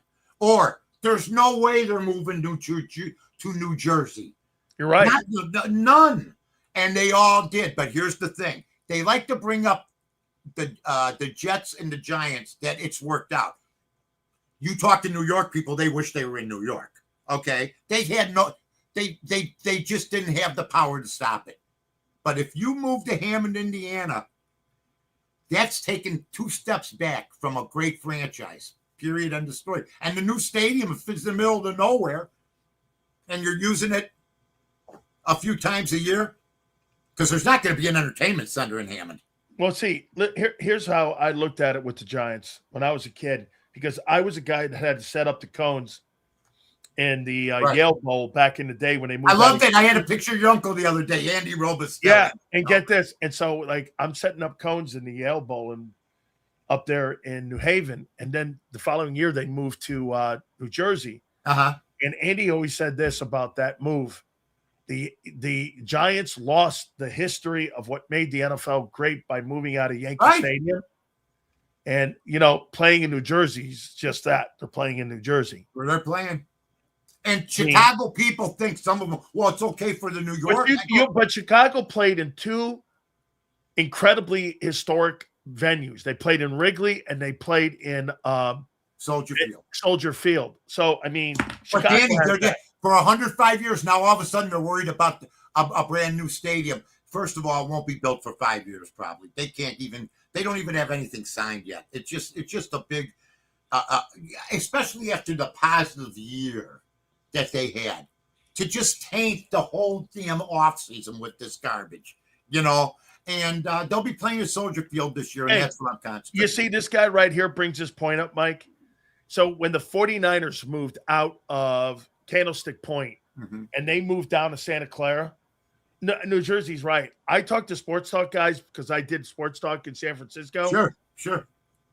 They've completely lost their fan base. They did. It's gone. Nobody fears going 49er fan base. Santa Clara. I mean, look, it's not San Francisco. No, and you know what? Where Kansas City's moving, for instance, it's over the border a little bit in Kansas. I don't like that move either. Yeah, moving out of Arrowhead, and I don't like that. I don't like that move. They don't care about the fans. People went to Arrowhead for 50 years. They could care less. I mean, about those people. Even if it's an inconvenience to the fans. Hammond's an inconvenience to most Bear fans, and they don't care. They just want their money when they build that stadium. But the bottom line is they're not even close. They wouldn't break ground for another year or two if they were going to do something. So we'll see. How do you feel about losing your Civic Pride team? Oh, it's good. To me, even moving to Arlington. I don't have a problem with Arlington because the Bears started in Decatur. Okay, that's right. That's right. So, we could play that game, but at least they stayed. No, you're right. They did. Yeah. They did. They were the Decatur Staleys and Hallis played on that team. But I won't wear any Bear stuff that says Chicago on it ever. I won't buy anything no more. I won't do it. It's not. I wait for somebody to sue them. You're going to use the name Chicago. You're not even putting anything in our tax base. You're not even in the state of Illinois. And I remember Mayor Daley said it's never been when they threatened to move to Arlington Park in the 60s. Hallis threatened to move. Daley told him straight out, "What are you going to call the team?" He goes, "We're the Chicago Bears." He goes, "Not while I'm in office." Tell you what, it'd be like the Eagles moving to Passaic, New Jersey. I mean, can you imagine how you feel, you guys, if that happens? If they were going to move to another, out of town, out of the state, you'd be livid. Because listen, the guy wants a new stadium, Jeffrey Lurie, and he wants a dome because he wants to put a Super Bowl. Well, I don't believe that they're going to build him a new stadium in that city. I don't believe it. I think if anything, they're going to have to renovate Lincoln Financial. Yeah. So I like Lincoln Financial. Think about this. At the end of the day, I got a feeling that guy could move that thing like King of Prussia somewhere down there. Oh yeah. Oh, like that. If the Bears moved, they would do it. If the Chicago Bears moved to that's Hammond, right. It's open for everybody. If the Kansas City Chiefs and the Bears can move, the Eagles can move. I'm with you 100%, man. I am with you. Tommy McDonald would roll over. Well, wait, is he still alive? Tommy, no. No. Not me, McDonald, but with Chuck Bednarik. Don't make me start crying. Norm Snead. Come on. Oof. Oh, Dude. Norm Snead. Oof. Reggie and Jerome and No. all them guys, man. Cunningham, Randall Randall Cunningham. Cunningham, all them dudes, man. Those The are great football teams. And by the way, go to the Kelly Green jerseys. Forget about this A.J. Brown. Say you talk to Mike North from Chicago, and I like the Eagles because of being on this show. But the puke green jerseys got to go. The Kelly Green jerseys are gorgeous. You know, these teams don't wear their best jerseys. I mean, my God, when you had the 1960, you know, Norm Van Brocklin, these fucking, these guys wore these beautiful Kelly Green jerseys. Tommy McDonald's one of my favorite. He was like 5'2", about 120 pounds. And, you know, he'd catch everything for Christ's sake. Those were some days. That's when the game was the game, man. I'm looking at the 1960s Bears helmet now. And it's the white C. The white C. Yeah, it's the white C. Bring back the white C. I wish they would bring that white C back. Oh, my God. Butkus had the white C. Sayers had the white. Buffon. Obradovich. I wish that they white didn't even hardly honor the 63 team that won the championship. My God. They beat the Giants? Yeah. 14-10. Y.A. Tittle. They ravaged them. They would have been hit with like 4 My uncle was on that team. I loved it. I remember like it was yesterday. Yeah, Alex Webster. Are you kidding me? Cat Cabbage. Cat Cabbage. Jim Cat Cabbage. You get him in football cards. He had the butch haircut.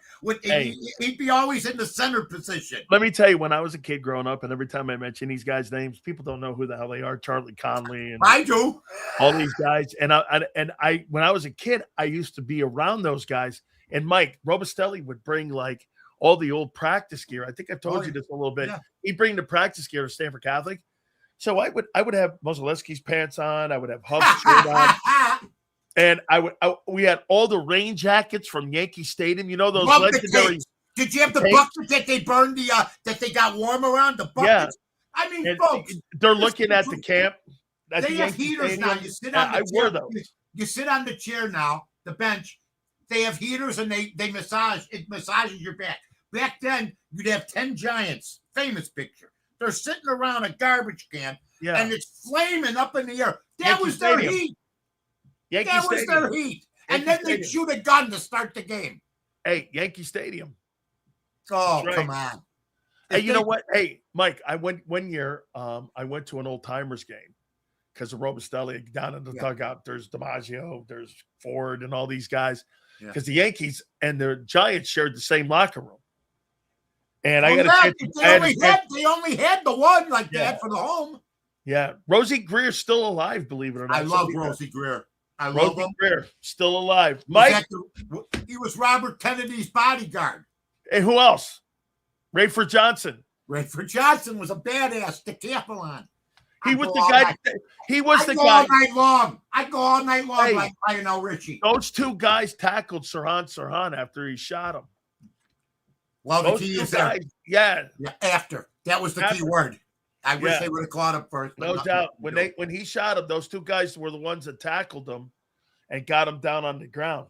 Now they Pinko, California wants to let that guy out. Yeah. Just to let you know. I mean, hey, Mike. Yeah, he'll be waiting on tables at the Ritz. I will see you next week. By the way, you got a new homework assignment. I want the white C back. I've been working on it. They go, who wants it? North wants it. I love you, bro. I'll see you later, Mike. Thank you so much. I'll see you next week, man. That's my friend Mike North. Absolutely, man. Bring the white C back. You kidding me, man?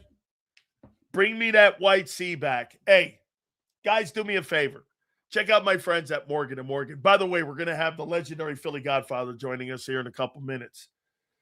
The number one injury law firm in all of America for a reason is our friends at Morgan & Morgan. With over $30 billion recovered, Morgan & Morgan is the number one injury law firm. And by the way, there is no second. This company has defended families from coast to coast, making sure if you're ever injured on the job, they will get you the right representation. Told you about the family in Pennsylvania that was initially offered $650K. They got nearly $30 million in settlement. or the family in Florida that was initially offered $350,000, they got nearly $12 million. Go to forthepeople.com/big sales or pound law 529. That's forthepeople.com/big sales or pound law 529. And do me a favor, you tell them Big Sales sent you. There's a reason Detective Johnson is the gossip king. Oh, did you hear? Jackie and Tom are getting a divorce?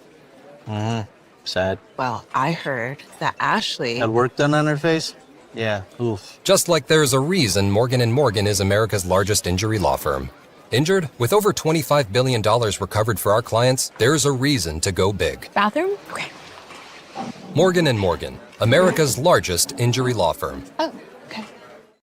Ignite your nights with free live entertainment daily, only at Live Casino and Hotel Philadelphia's Center Bar. 7 days a week, enjoy some of the region's top party bands, performers, and DJs as they take the stage in the heart of the casino action. Great cocktails, live music, and lively moments. It's all happening at Center Bar at Live Casino and Hotel Philadelphia. Visit livecasinophilly.com for more details and the complete list of upcoming events. Must be 21 or older. Gambling problem? Call 1-800-GAMBLER. This is Eric. When he got injured in a car accident, he called Morgan & Morgan. He not only gets a lawyer, he gets trial lawyers like Sam and Jessica who are in it to win it. He gets his own investigators with briefcases, leather ones. And if you ever have questions, our customer service folks keep things rolling. Injured? We're your army. Morgan & Morgan, America's largest injury law firm. Welcome to the Jet Setters and the High Rollers, to the Shot Takers and the Tastemakers. Welcome to the Viewfinders, the Thrill Seekers, and the Night Owls. Welcome to everything you could possibly want on one 5-mile island. Welcome to the Wildwoods. Book your stay today. In our hometown, we all look out for each other. We go the extra mile to lend a helping hand. We step up to keep our communities going strong. And at Independence Blue Cross, we're here to keep you going strong. We've been deeply rooted in our communities for more than 85 years. And that connection to members has earned us our spot as the #1 health insurer in the region. So while you look out for your neighbors, know IBX is always looking out for you.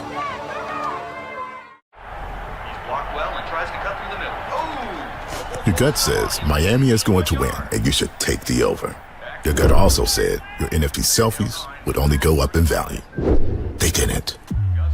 But your head is on Sports Grid and knows the QB is in concussion protocol. The backup has a 45 QBR against the zone coverage. The New York D has the most sacks in the league. So yeah, trust your head. It's smarter to be on Sports Grid.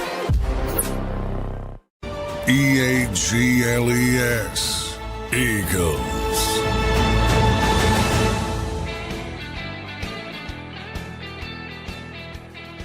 So it looks like there's a conversation going on in Philadelphia right now about trading Jalen Carter to the Cleveland Browns for a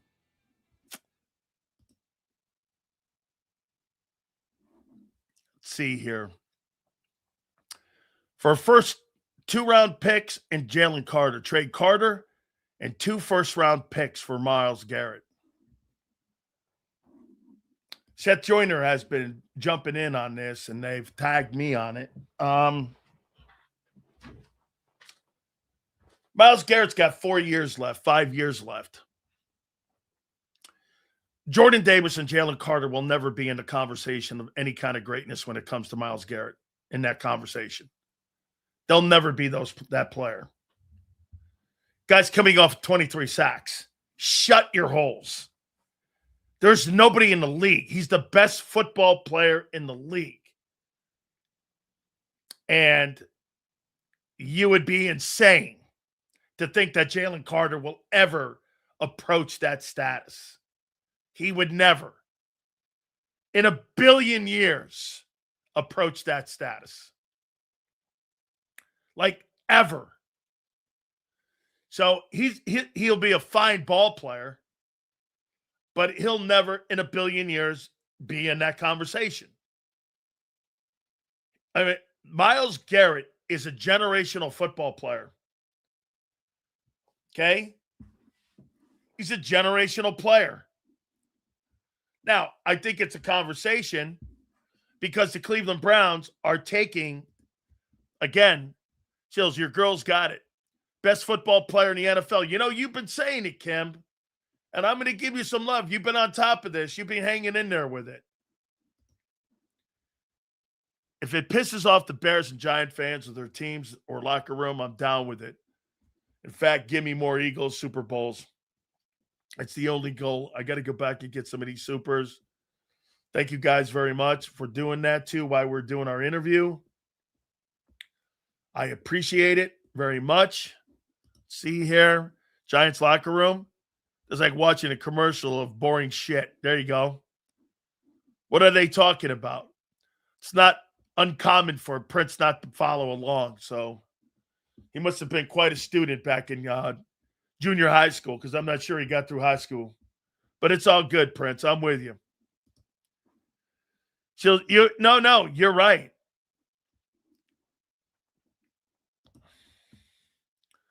You got to deal with Nicole Lynn. Well, Jalen Carter's agent is Drew Rosenhaus. Let's see here. I don't know, bro. Every time I come to Sileo's chat, I always see Prince bitching in comments about something Sileo said, which is awesome. That's exactly why, again, stop moaning. Wait, what the fuck, Sil? Relax, Prince. Jesus, criminy. Prince, really? You? You're not going to be Mr. Sensitive on me now, are you? Oh, hey, wait a minute, guys. Hey, Sue. Here we go. Prince, I'm sorry. I didn't mean to upset you, Prince. Please accept my unwavering apology for making you upset if I said something that aggravated you or if I said anything that offended you.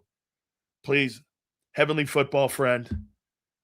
Hey, Prince, I'm so sorry. Okay? David, I thought I got it. Big Joe, did I get his super? See if we can bring David. David says he's got a super. If not, you're being penalized, David. You're now sailing on the SS Mannion. I'm going to say this. For some of you people, I'm going to use an old school reference. I'm going to start calling Sean Mannion Sean Minnow. And you're going to be sailing on the USS Minnow. Yeah, a boat who's never traveled rough seas. And what happened? He shipwrecked on Gilligan's Island.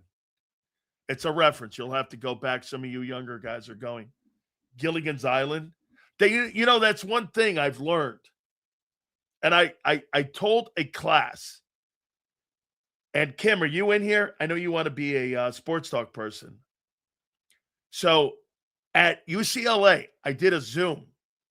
And I was invited. You want to know how to not be old on the air? Make your reference points and make sure your reference points are today. Oh, can we keep quoting shit from way back in the day? That's not going to go anywhere. So make sure your reference points, Sue.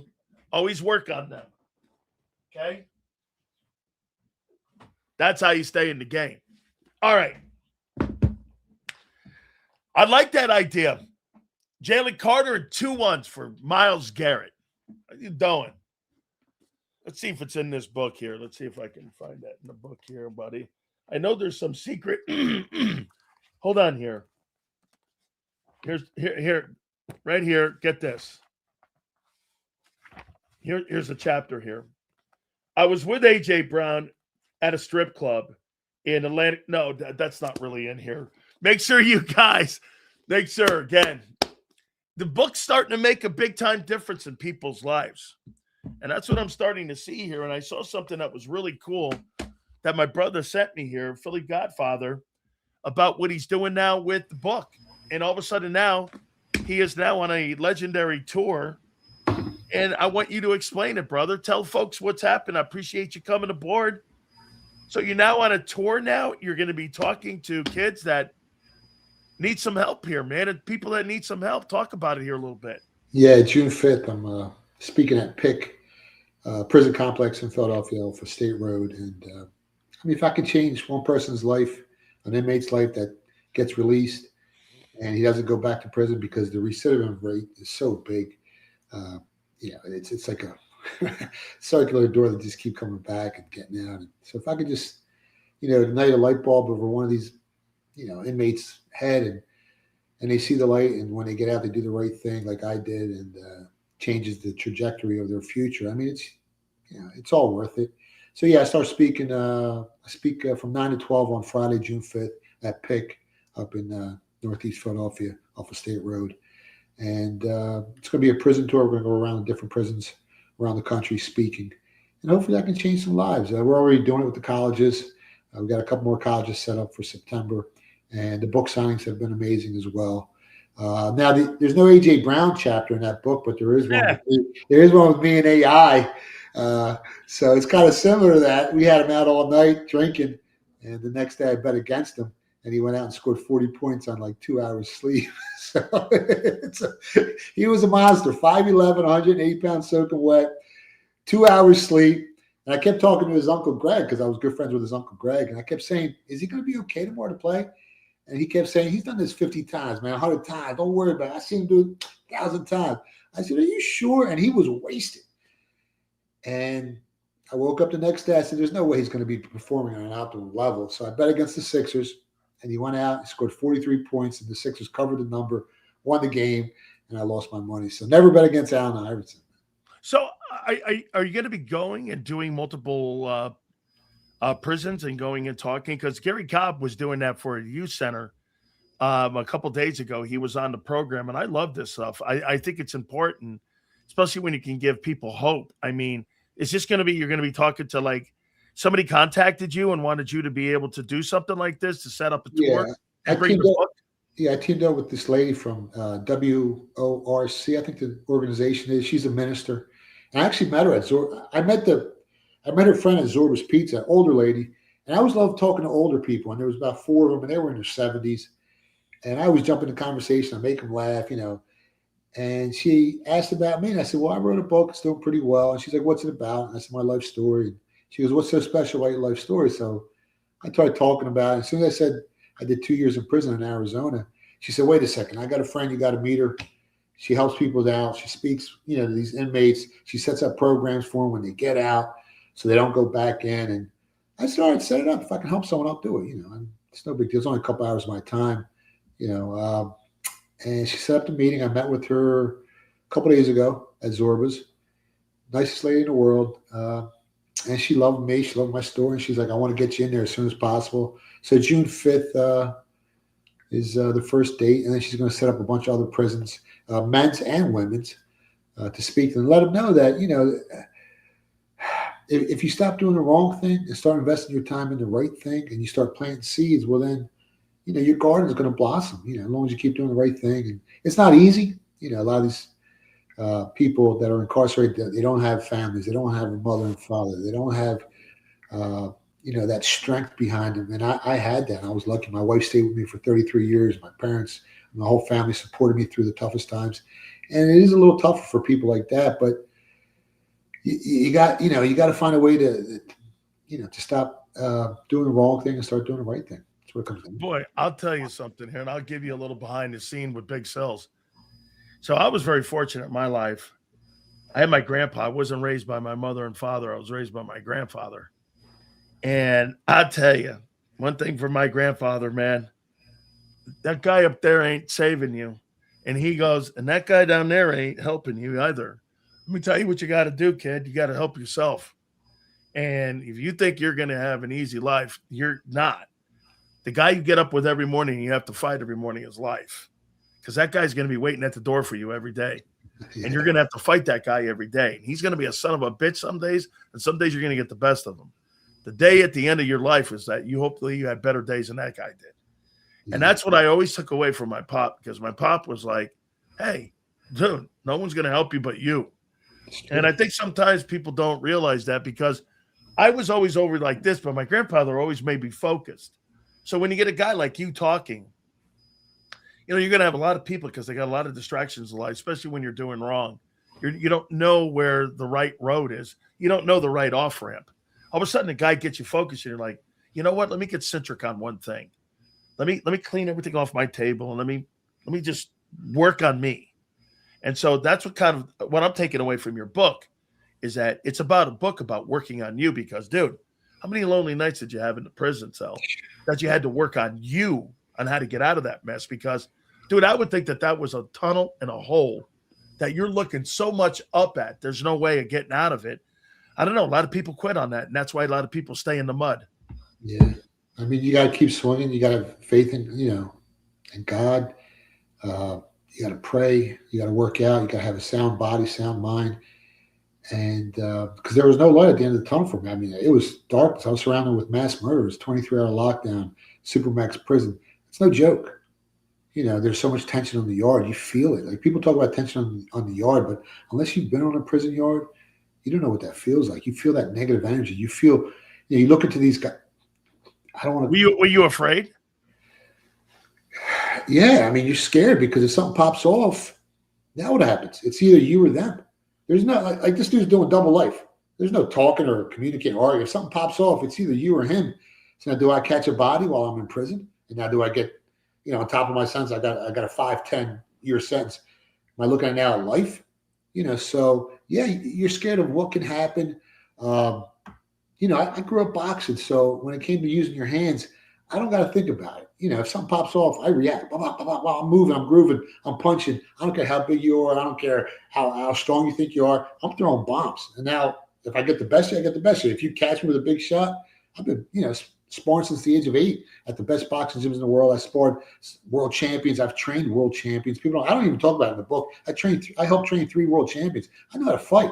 I might not be the biggest dude in the world, but I know how to fight. So I wasn't worried about that part. But they're using shanks, they're using blades, they're using all kinds of stuff.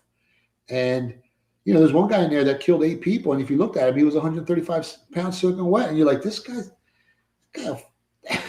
the people you don't expect are the ones that are the most dangerous. So, and I see some of the biggest guys in there start crying, like, got nothing to do with it. But yeah, you're scared. You're scared where you're going to end up. You're scared. You don't. You might get paralyzed in there. Stuff pops. I seen one dude get hit with a shovel upside the head. He didn't get up. They just carried him out. Like, I was in 3 race riots, which is insane. And you see him coming because you see people putting soaps in their socks. Boom, and they hit. They're using them. You see them sharpening pencils. So you see it before it's about to go down. But yeah, I mean, it's not somewhere where you want to be, especially where I was at. There's some minimum yards that people are downtiming, but I was in with the big boys doing life, double life. The guy that ran the yard stretch, he was an Aryan brother. He had like 5 life sentences. So these people weren't to be played with. And yeah, you're scared, man. Who wouldn't be scared? Oh no, I would be. I would totally be. And I'm going to tell you a story here that I really haven't shared a lot with. So, just to your point about a guy who was 140 pounds. So I don't even remember how we all got involved with this guy. We were running a company in Texas, and this guy got into business with this guy in New York. And so I traveled to New York, and I met this guy. His name was Tommy Patera. His nickname was TK. And I found out after everything was said and done, he went to life prison. This guy killed 90 people. He was a hitman for the Genovese family. I'm sitting around and I'm going like, people are telling me about suitcases and things like that. And I'm just thinking about that. And I'm going like, those people come in all kinds of crazy sizes. Yeah. And I can't believe I'm sitting there talking to this guy. I knew the guy. And he got a life sentence, and he was put away for the rest of his life. He's in Kentucky right now. Wow. The guy killed 90 dudes, chopped their bodies up, and put them in suitcases and buried them in a New York sanctuary. And you tell the story like that. You know what people always assume when they see those movies and shit like that? Hey, man, it must be pretty cool to be I'm like, fuck, dude. Don't they have the life expectancy of a road cat?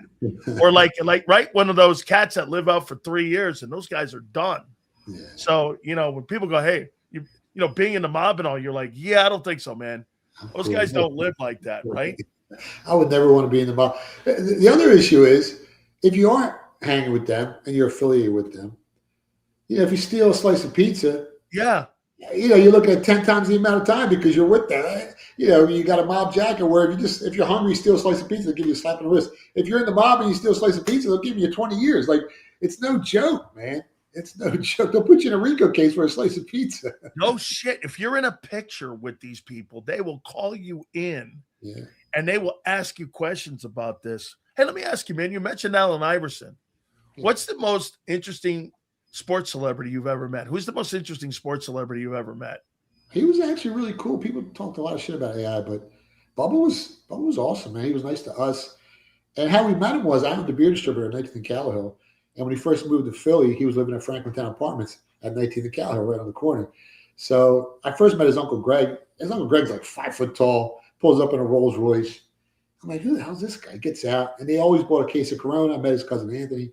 And then later AI came in and introduced himself. And they would buy a case of Corona every week off me. And then we got friendly and we started hanging out. But he was one of the nicest, most genuine guys I've ever met, athletes. And I guess it's really tough for guys in that spotlight. So many people are coming at him. So many people are trying to screw him over. You know who's who. And actually, when AI got in trouble, we got his lawyer, Guy Sciola, for Greg and Richard Sprague for him. We recommended those guys, and they ended up using them. So that's how close we got. Great athletes. I met a lot of boxers over the years. Pacquiao was one of the nicest guys in the world. I went out to Freddie Roach's camp when I had Mike Jones, and Mike Jones was fighting on the undercard when he fought Randall Bailey. He lost that fight, but Pacquiao was cool. So many. I met Ali. at a show, actually, at a signing show. I think it was in like Virginia. This was maybe I was about 30 years old, maybe back in 2099. And there was a line of kids waiting to go up to get signatures. And his handlers were telling him, we got to go, we got to go, we got to go. And he was looking at the kids and they're trying to push him off. And he's like, wait. Yeah. And he told all the kids to come up. And one by one, he gave them hugs. He signed everything for him. I mean, Ali was awesome. I had talked to him. Well, he couldn't talk much at the time, but a few words that we did say. And I explained how, I grew up in the boxing business, and he was awesome. And just the little things people do tell you a lot about who they are. And when I saw that from Ali, I knew he was a man of the people. He was genuine. He gave more than he received. I mean, I don't know if it's true, but he gave away a lot of money in his, it was like too much. Yeah. So he was very iconic for me because, I grew up boxing. Boxing was my life, 82 amateur fights. Ali was awesome. I met Dan Marino. I didn't realize how big Dan Marino was till I met Dan. He was cool. I met Peyton Manning. There's been so many. I met Hulk Hogan, which was kind of cool. And I messed with him a little bit. And he messed with me back. But that guy was giant. I mean, these people are some of the biggest, strongest guys in the world. And you see them on TV, and you realize how big they are. And these guys are huge. There's been so many athletes over the years. It's been kind of cool, man. I'll tell you this, my interaction with Ali was just, so we're all these big shit talking kids at University of Miami, and Jimmy Johnson was a big fight guy. I mean, he used to bring Hector Camacho around. He brought Marvin Hagler. But Hagler came around. The Beast Mugabe came around. All these guys, Jimmy brought fighters, and they came and spoke to our team. So we're sitting there at practice one day, and if you remember right, Angelo had a boxing gym down in South Florida. It was down in Miami. Yeah, right off 7th Street, 7th, right? Yeah, that's right. And so Ali would come down and see Angelo all the time. And so we're sitting at practice one day, and all of a sudden, you're like, everyone stopped. We looked because we grew up with Ali back in that time. Ali was like bigger than life. So we're sitting there. Jerome looks over at me and goes, "Is that Muhammad Ali?" I turned immediately. We all stopped the drill. Coaches too. We all went and looked. And I swear to you, we stopped what we were doing. The coaches didn't even tell us. And we all just started walking towards him like this guy was the Messiah. And we were walking to him because we all felt we were trying to be like him, shit talking and produce. And we were all 85 clones of the guy. And there he was, the guy standing there. And I'm looking at the guy and he's just talking. back in '86, he could talk. And so he was talking to us, Miami Hurricane guys, you remind me of me. Everyone hates you. Everyone hates you so much. Look at you guys. You guys are pretty as it gets. But you guys go out and we're sitting there and I'm going and he's giving everyone's loving him, man. He's my favorite athlete of all time. There's nobody I revere more than Muhammad Ali. I mean, before the internet, 3 people went viral all around the world. It was Elvis, Ali, and Michael Jackson. I mean, think about it. Everyone knew who they were. And he was one of the 3. And what he did just for society, it was amazing. I forget about all the stuff he did in the boxing ring and him coming back and beating George Foreman when, no one thought he had a chance. The fights with Joe Frazier where they almost died in the ring. It's just, you get a guy like that maybe every 100 years. You know what, too? Get this. So people in here know we've had George Foreman on before he passed 3 times. And I became friends with George Foreman. And George Foreman was just absolutely awesome. He told me about his experience with Muhammad. And, he was like, what was it like fighting him in Zaire? He goes, it was a lesson in perseverance. It was a lesson in greatness. It was a lesson in people not believing in you. And he said he took that so much after that fight in his second reincarnation as a fighter that made him a better fighter because he learned that, hey, you need to be more patient.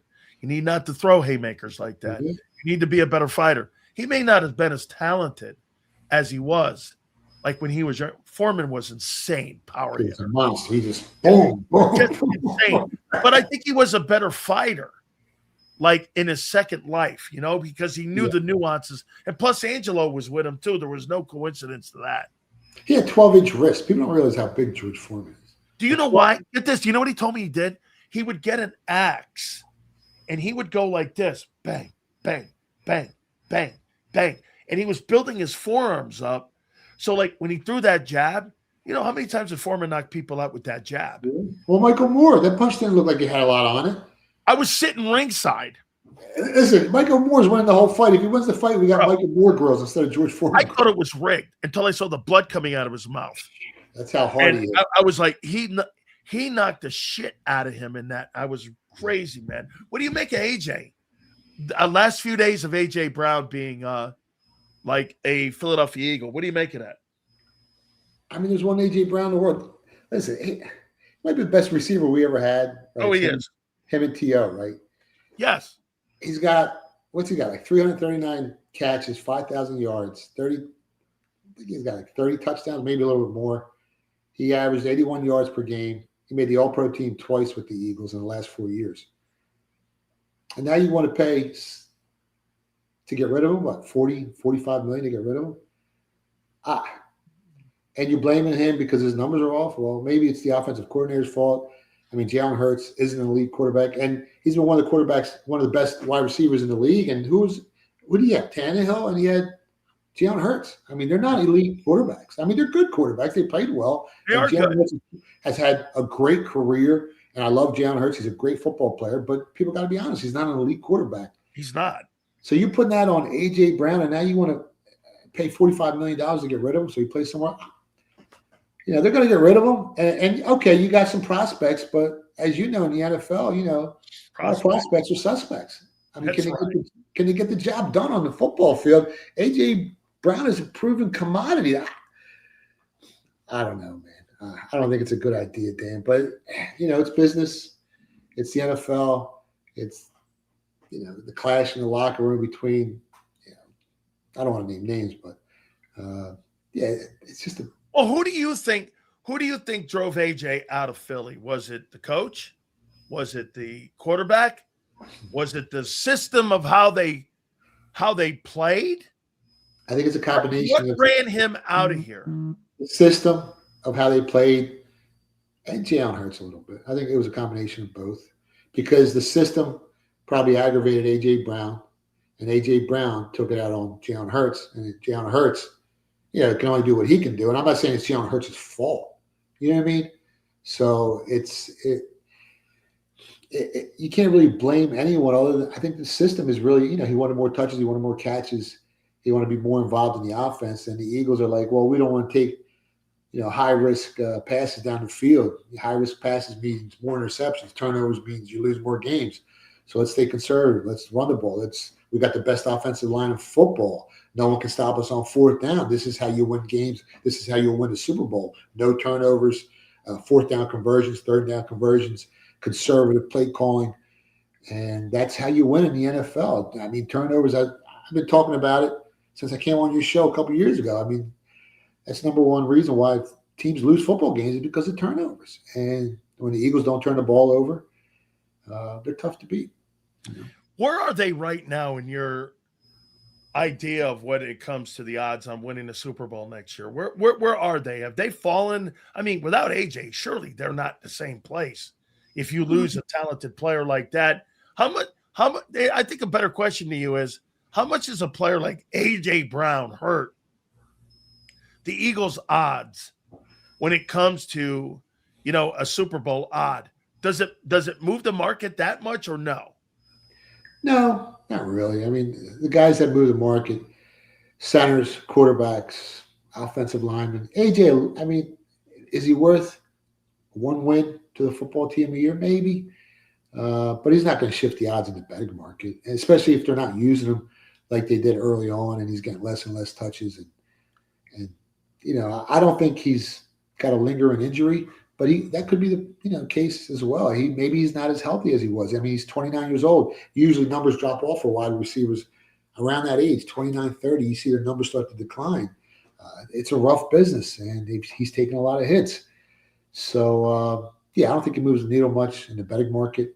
I think the Eagles are still 15 or 16 to 1 to win the Super Bowl, maybe like the fifth or sixth best odds.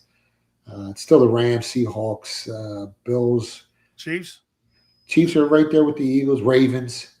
They're probably the teams. And then you got the second tier, like the Chargers and the Patriots and teams like that, the Packers, 49ers.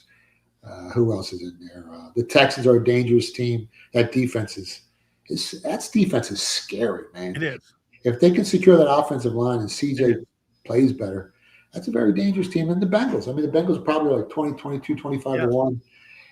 I mean, if they can keep Joe Burrow upright, they're going to be favored in 15 to 17 And they can stop people on defense. That's why they got Dexter Lawrence. Yeah. They're one of my teams that I think they're going to make the playoffs this year because, you had Lawrence on the other side. And if Burrow stays healthy, again, that shitty O-line they have is going to be a big question mark. It's 28th ranked. And he still works magic with that. And I think anytime you've got a great signal caller, they can cover. Like, look at Matthew Stafford's offensive line. That's not a great O-line, but because Stafford is so great in the pocket, he can make any O-line look good when you have an elite guy like that. Yeah, they disguise a lot of the inefficiencies. That's right. So now on the road, it gets harder because of all the noise level. Like I talk about it all the time. Like if you got a bad offensive line, they play even worse on the road. So that's when it gets scary. And it gets scary when, they're in Joe Burrow's face less than 2 seconds. And then next thing you know, he's got an injury. He's out for 5 games. And, same thing with Justin Herbert. Their offensive line was all banged up last year for the Chargers, and you saw what happened. And they're two of the best quarterbacks in the NFL. Absolutely here. Hey, a couple last questions for you here. Western Conference, Game 7. I mean, not a lot of Game 7s in the Western Conference over the last decade. This is going to be pretty interesting. Now, no doubt Wemby shows up for Game 6. He didn't show up in Game 5, but, we're talking about a guy averaging nearly 30 points. SGA, that place also in Oklahoma City is insane. Have you ever seen anything like it? The fans stand for 48 minutes. It's constantly a sellout. It is one of the more difficult places to go and play, believe it or not. Who do you like in that game, and who do you like in that Game 7? Yeah. Well, that's the only pro team they got in Oklahoma. Okay, so yeah. They come out from – it's electric over there. That's the old Supersonics team. Exactly. Yeah. Both teams have been really good at home in the playoffs. I think both teams have only lost one game, so it's hard to bet against OKC here. The line's, 3.5. So it was like a 212. This is tough because it's a one-game scenario, do or die. OKC didn't play well last game. They shot like 37% from the floor, maybe 25% from the three-point line. San Antonio had a big advantage rebound. I think they had 10 more rebounds on the game. But I don't think that's going to happen in OKC. I think OKC shows up. They shoot a lot better. And I think they play their lights out. this is it, man. It's going to be World War III. And unless Wemby goes for like 41 and 24 like he did in game 1, it's going to be tough for San Antonio to win this game. It's just, OKC has 8 guys that have averaged almost double digits in the playoffs. They got 8 guys that are averaging more than 22 minutes a game. This is probably the deepest team in the NBA. So that's what makes OKC so tough. So if one guy's having a bad night, they just bring someone off the bench. Where other teams don't have that luxury. The Spurs are a really good team. Like I said, if Wemby goes out there and has a game 1 performance like he did in game 1, they can win that game on the road.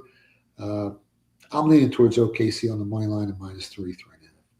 What about the Knicks versus OKC?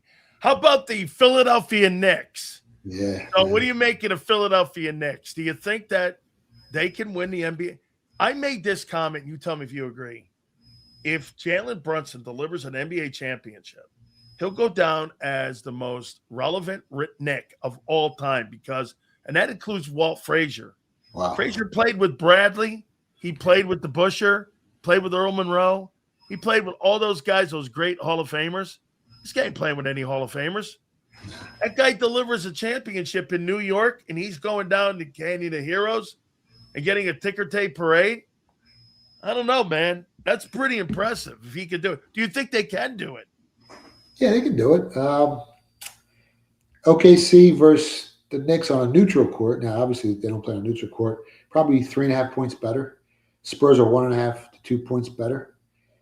So these games are being played back and forth. If they can just all they got to do is steal one game. And the way they've played in the playoffs, I mean, their margin of victory is the best I've seen in maybe 4 decades, 40 years. They're playing lights out. They're gelling at the right time. Now, their center's got a broken finger. That could be a little worrisome, especially on the offensive side of football. But on the defensive side, I don't think it's going to bother him. But shooting might bother him. That concerns me a little bit if they got to play the Spurs. Yeah, they got a shot, man. I told you a couple of weeks ago they got a shot. They're going to win the Eastern Conference, and they got a shot to win it all. You could have got 6-1 on them. Right now, I think they're like 3.5 to 1.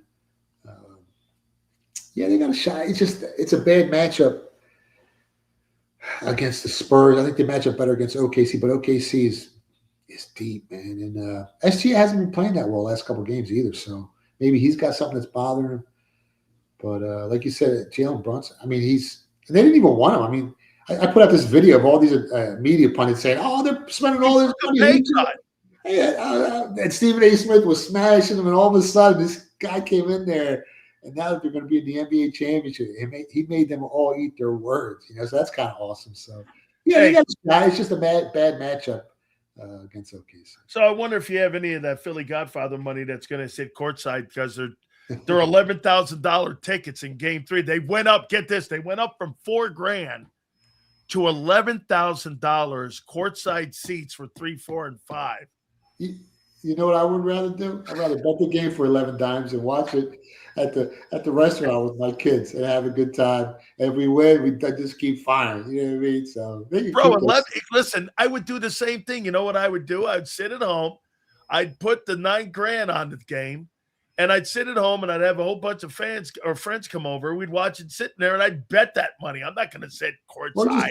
Or just throw a big ass party and just invite everyone over. And if you spend $4,000 or $5,000, you still ahead of the game $6,000. That's BS there. Make sure you guys check out my dear friend, Philly Godfather. Tell them where they can find you, my friend. Yeah, the website is thephillygodfather.com. The Twitter handle, X handle is @PhillyGodfather. If you want to pick up a copy of book, you can go to phillybook.com. It's an autographed copy. Take about 3 to 7 business days. You go to Amazon or Barnes & Noble. They'll probably send it out the next day, but it won't be signed. And dyed the hair a little too dark for the show yesterday. I did the Mark Halpin show, but I've been taking this. This is crazy, man. They didn't give me any money for this. And if you don't want me to mention the name of them, I don't care. Go ahead. But I saw my buddy who lives out in Bel Air. He was at a Greek festival down here in Philly a couple weeks ago, and he had a full head of hair. And I remember him receding real bad, going, and I'm like, Sammy said, "What'd you get? A hair transplant in Turkey?" He goes, "No." I go, "Get out of here." He goes, "No." I said, "Well, what the hell?" He goes, "I'm taking Hims." I said, "What the hell is Hims? This stuff from TV?" He goes, "Yeah, it worked." I said, Don't give me that." I said, "You went to Turkey." He goes, "No, I'm dead serious. I took it. He said, I saw results after a couple months, and a year later. So what is it? What is it? It's like a Flintstone vitamin. You take it. I think it's got minoxidil and a couple different things in it, and you chew it. And I've only been taking it for 10 days. It was cheap. I mean, it was dirt cheap. And I think it's already working. Like, I'm looking at my hair, and I don't know, my imagination or. Wait a second. You think your hair's growing because of I these think things? my hair was thinning. You know, like we're almost 60. How old are you now? Are you 60 yet? Yeah, I'm 60. Yeah, I'm almost, a couple years, I'll be 60. And my hair was getting thin. I still had hair in my head, and it was getting dry and thin. I don't know if it's my imagination or it's wishful thinking. I think it's starting to come back a little bit. I'm not sure. But he said wait about 3 months. So I'm going to know in about 3 months. And if it works, I'm telling the whole world. Like, it's dirt cheap. It tastes like a Flintstone vitamin. Now I got to read up on the side effects. Hopefully I don't get hair on my palms or nothing. We'll see. Bro, you got to remember now, you being a Greek and me being Italian, hair growing things, I don't know. My eyebrows might look kind of crazy if I start taking hair growth. Maybe we grow a tail or something. Who knows? Yeah, I'm like, no, I don't know about that, man. They're still taking hair growth. I don't know. It's over. They just sent it right to you. I mean, I don't know, maybe it's just wishful thinking. But I saw Sammy. He don't bullshit. Like, Sammy lives in Bel Air. He's super rich. He went out there. He used to be a bodybuilder, won a bunch of bodybuilding contests. And then he stayed out there and started selling real estate. He's done so well for himself. And he's still the same old dude. Like, it's amazing. People don't change much no matter, how well they've done. But, yeah, hopefully it works, man. Absolutely. Works. My friend, I can't wait to see how this whole thing plays out with AJ over the next couple of days. And Knicks and OKC in the finals. I'm with you on that. I think that's what it's going to be. And 7 games, 6 games. It's going to be tight. That can go 7. That can go 7. OKC and the Knicks, you go 7, right? Because the Knicks at home will probably pick them. OKC at home probably -6 or 5.5 against the Knicks. So they just got to steal one game. The Knicks might be able to pull. It'd be one of the greatest NBA championship. If they could pull it off. I mean, New York, when's the last time New York won a championship? 73. Well, the Knicks. What about the city? The city hasn't won one. The city hasn't won a title. Maybe the Yankees? 08, not won a championship probably since the New York Giants. What about the Yankees in 09? I think the Yankees beat the Phillies, didn't they? In the World Series? Yeah, I thought Eli had won one after that. Yeah. I don't know. So it'd be good for New York because the way New York's going. No way. I never had heard this before. This guy's usually got horrible takes, but Sicilians are Greek. Okay. I never had looked at it like that, but maybe so. Yeah. Well, there's still a lot of Greek churches in Sicily, and they speak a dialect of Greek and Italian. Yeah. And there's only 2 races that suffer from coolie anemia in the entire world, and it's the Greeks and the Sicilians because they share a lot of the same blood. Yeah, absolutely. Absolutely. My friend, have a great weekend. Always appreciate you, man. Thank you so much. All right. You got it. That is my friend, legendary Philly Godfather. Yes, sir. All right. So Monday ought to be interesting because it's the 1st. Will that be AJ's final day as a Philadelphia Eagle? Have yourself a great weekend. Do me a favor. Please hit the like button. We'll see you Monday. Do not go anywhere because on Monday, this is going to be interesting. We'll catch you on the flip side.